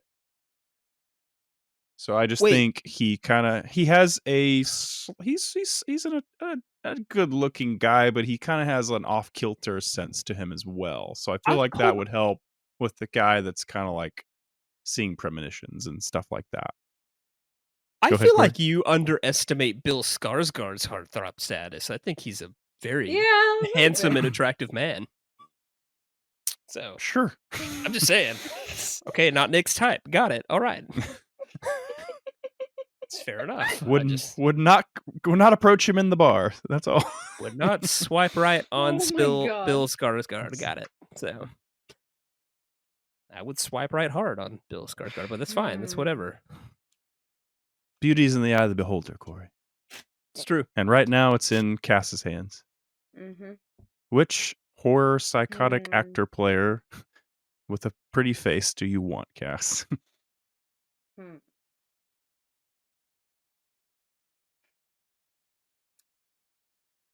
This is interesting. We've disappointed her again. A little bit, because I knew this is going to be the one that I was going to get disappointed with. And here's the thing: I love Evan Peters. I do. Yeah, you do. I love Evan Peters. Don't know why we're going to keep talking. I think that should be the sentence. I don't know, but I love Bill Skarsgård too. But yes, she does.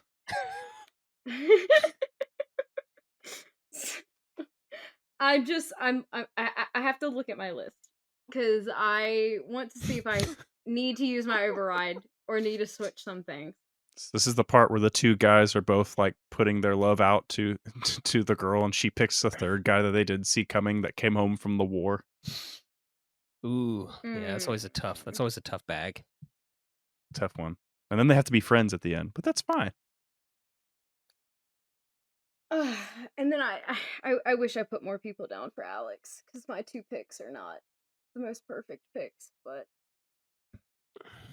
there is the old switcheroo. Yeah, that's what I've been thinking about. But I don't think the who we have picked would fit Alex is the issue. So, this is a tough one. Cuz I understand where you both went with it. I agree with it. But do I see him as Alex? Do I see them as Alex? Do I see them doing the... What do you think Alex is? Like, describe Alex, the character, to us. I described him earlier. I just think his character is he's very just, I don't know, he's plain. He has his weirdness to him because it's a Devon Sawa role. Devon Sawa really kind of plays like these weird characters, but it's still him kind of playing at little, like, there's still like a little bit of like that range where it's like I'm seeing things, I want people to believe me, but then also going a little crazy about it. So I feel like now I need to imagine the scene where he's freaking out about like saving Carter and stuff, and how he's basically going into this whole montage. So it's an attractive leading man type with a sensibility that he can pull off the off kilter or the slightly damaged, at least from experiences or trauma, especially something as chaotic as surviving an airplane crash or avoiding it. So you want to be able to have the good looks, but you also want to be able to pull off like his terror constantly and the stress of trying to save everyone when no one believes him, and believable enough to be where everybody's like, this guy's kind of weird, I don't like him, stay away from him. Here's what Cass did wrong. She did exactly what I refused to do, which is bring Lost Boys onto this podcast because you guys couldn't do it. It's perfect. You know what? I'm in love with it too much. You know what? I I don't think you guys know this actor, but I think I'm gonna do it. Try us. I think I am gonna use my override. Timothy Chalamet? No. You know what? Yeah. Oh god, it's weird. Oh, I was like, why does it freak me out to actually like use this? Okay. Because now it's your I responsibility. I know. Could just go with Evan Peters, who's perfectly capable. But all right, let's hear your dumb actor that no one knows. No, people would know. But I'm looking at Julia Gardner real quick. Like, I want to try to get like a vibe with the character or the actor that I am picking. We need a screen test with Julia Oh my Gardner God. and this other guy. Need to see if there's chemistry. God, do I really? While Oh God, I'm like, you know what? While Cass is Do-do-do-do. debating this, I should mention that Kirsten Dunst and Tobey Maguire were considered for the leads of this movie. Originally, That's right. luckily, they Oh. turned it down and went on to the Spider-Man franchise. Some small little thing You know called what? Spider-Man. I'm gonna do it. Oh God, this is freaking me out, but Okay. I'm gonna do it. All right, I'm gonna use my override. I'm gonna go with my pick. This is an actor. He would be 20, I think 24, 25 at the time. He would have just gotten out of these sort of kid movies that were adapted from books. Gross. He was in a movie with Emma Watson that year called Regression. But the movies that I'm talking about, he was also in the 100. That's, I think, the main thing that he was in that year. And I was a fan of that TV series for some reason. A very young adult CW type of show. But I am going with Devin Bostick, who was Roderick. Roderick? You're going with Roderick? I am because it plays off the nerdy sort of like the kind of geeky role. You don't have to go heartthrob because I think in y'all's mind, Alex was a heartthrob. I didn't find Devon Sawa that attractive in that movie. I mean, I wasn't trying to go heartthrob when I initially guessed it. But Bill Skarsgård, we've already argued that. I am going Devin Bostick only because of the fact that I think he does have that range where he can play that awkwardness, and I have seen it in the 100. Cory. I'm just trying to see what else I would know him from. He's been in The Marvelous Miss Maisel. Yes. He's been in Okja. How do we say that? Okja. Yeah. Okja. Is that a horror movie? Yeah. What is that? Okay. It's like an animal of some sort. Young girl risks everything to prevent a powerful multinational company from kidnapping her best friend, a fascinating beast. This movie. Okay, got it. Yeah. Okay. He's in Saw 4. He's in Saw 6. He's in Saw 6. He's actually, well, Nick's not seen the I saw that one. Oh, Saw 6? I saw 6. Yeah, I which I hated 6, but Wait. I always loved Devin's line of, "You killed my father, you motherfucker." I want Nick to tell me why he saw 6. Because my friends were going to see it, and I just wanted to get out of the house, and it was after high school, so I had my own money. Because, yeah, that was pretty much it. I don't remember much from it. And I was really confused. Once it got to like the part where it's like interconnected all the other movies together, I was like, what's happening? They're like, oh, this is from the other movie. And I was like, oh, okay. All right. Okay. So, Cory, your thoughts? What are your thoughts? It's fine. I only know him from the Diary of a Wimpy Kid movies, which he does fine in. I don't have the context for beyond that, but I guess I trust you. I have zero context. This is more your realm, so I'm just kind of like, didn't see it, but I trust you. So I had him in 2 different places. I had him as Billy because of the whole like what we were trying to describe with Billy, but I didn't want to like use him there. So when I saw that I had him as Alex too, I was like, yeah, we gotta go Devin Bostick. I think that fits him more. Which we have 2 Devins in the Alex spot. That's gonna be confusing. Yeah, that Not is. really. It's gonna be really, No, because the really- movie. No, because the Devon Sawa movie doesn't happen in this. So, We just know. you could switch Adam Devine to Alex and put him at Billy. No. Somehow I would actually like this less. Because I Okay. really think, looking at this list, I actually really like what you all have done with it. I think you guys did a really great job. Well, Just then, not with Alex. speaking of that cast, do me a favor and read that list from top to bottom. Give us All right. Final Destination 2015. All right. Okay. So we have Will Poulter as George Wagner. Should I do it that way or should I do it the other way? Either George one. Wagner will be played as. Okay, I'll do it that way because I like that. George Wagner will be played by Will Poulter. Larry Murnau Murnau will be played by Vincent Castle. Yep. Blake Dreyer as Zoe Dutch. Krista Marsh. Oh wait, fuck! I fucked that up. All right, hold on. I want to do that again. Oh my god, hold on. I need a sip of my drink. From the top. Yes. All right. George Wagner, played by Will Poulter. Larry Murnau, played by Vincent Castle. Blake Dreyer, played by Zoe Dutch. Krista Marsh, played by Bella Thorne. Agent Wine and Agent Shrek, played by the one and onlys, Jordan Peele and Keegan-Michael Key. Yes. And then William Bloodworth will be played by Tobin Bell. Then, to get to the main cast, Todd Wagner, played by Dylan O'Brien. I've pissed off a lot of Maze Runner fans. Terry Chaney, played by Sarah Hyland. Val Luton, instead of Valerie Luton. Freddie Prinze Jr. Cory. Billy Hitchcock, played by Adam Devine. Carter Horton, played by Glenn Powell. Claire Rivers, played by Julia Gardner.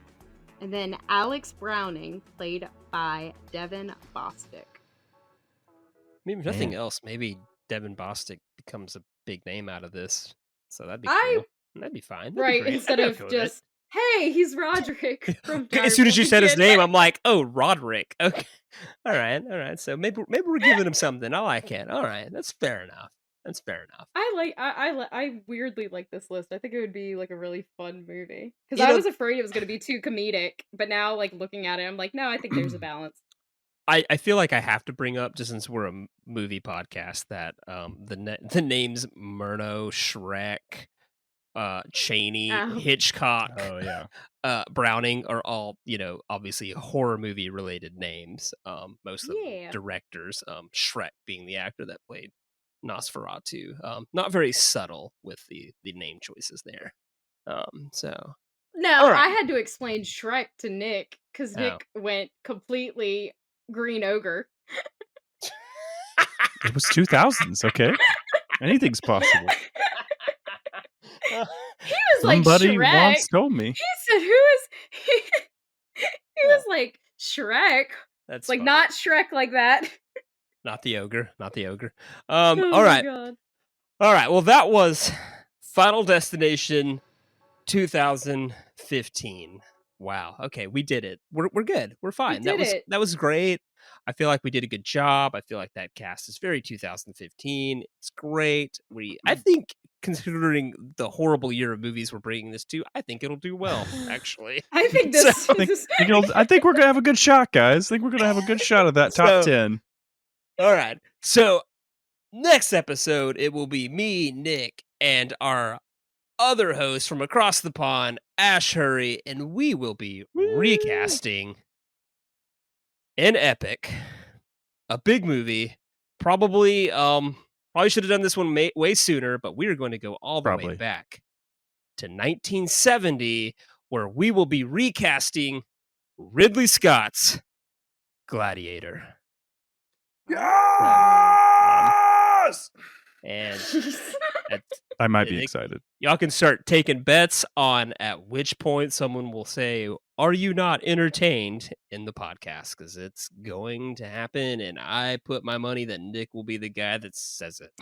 So, Listen, so that was Final Destination 2015. We hope you enjoyed that. Sorry if you haven't seen it and you now know how every character in the movie dies, but that's your fault. You shouldn't click on this until you you live and you mean, learn.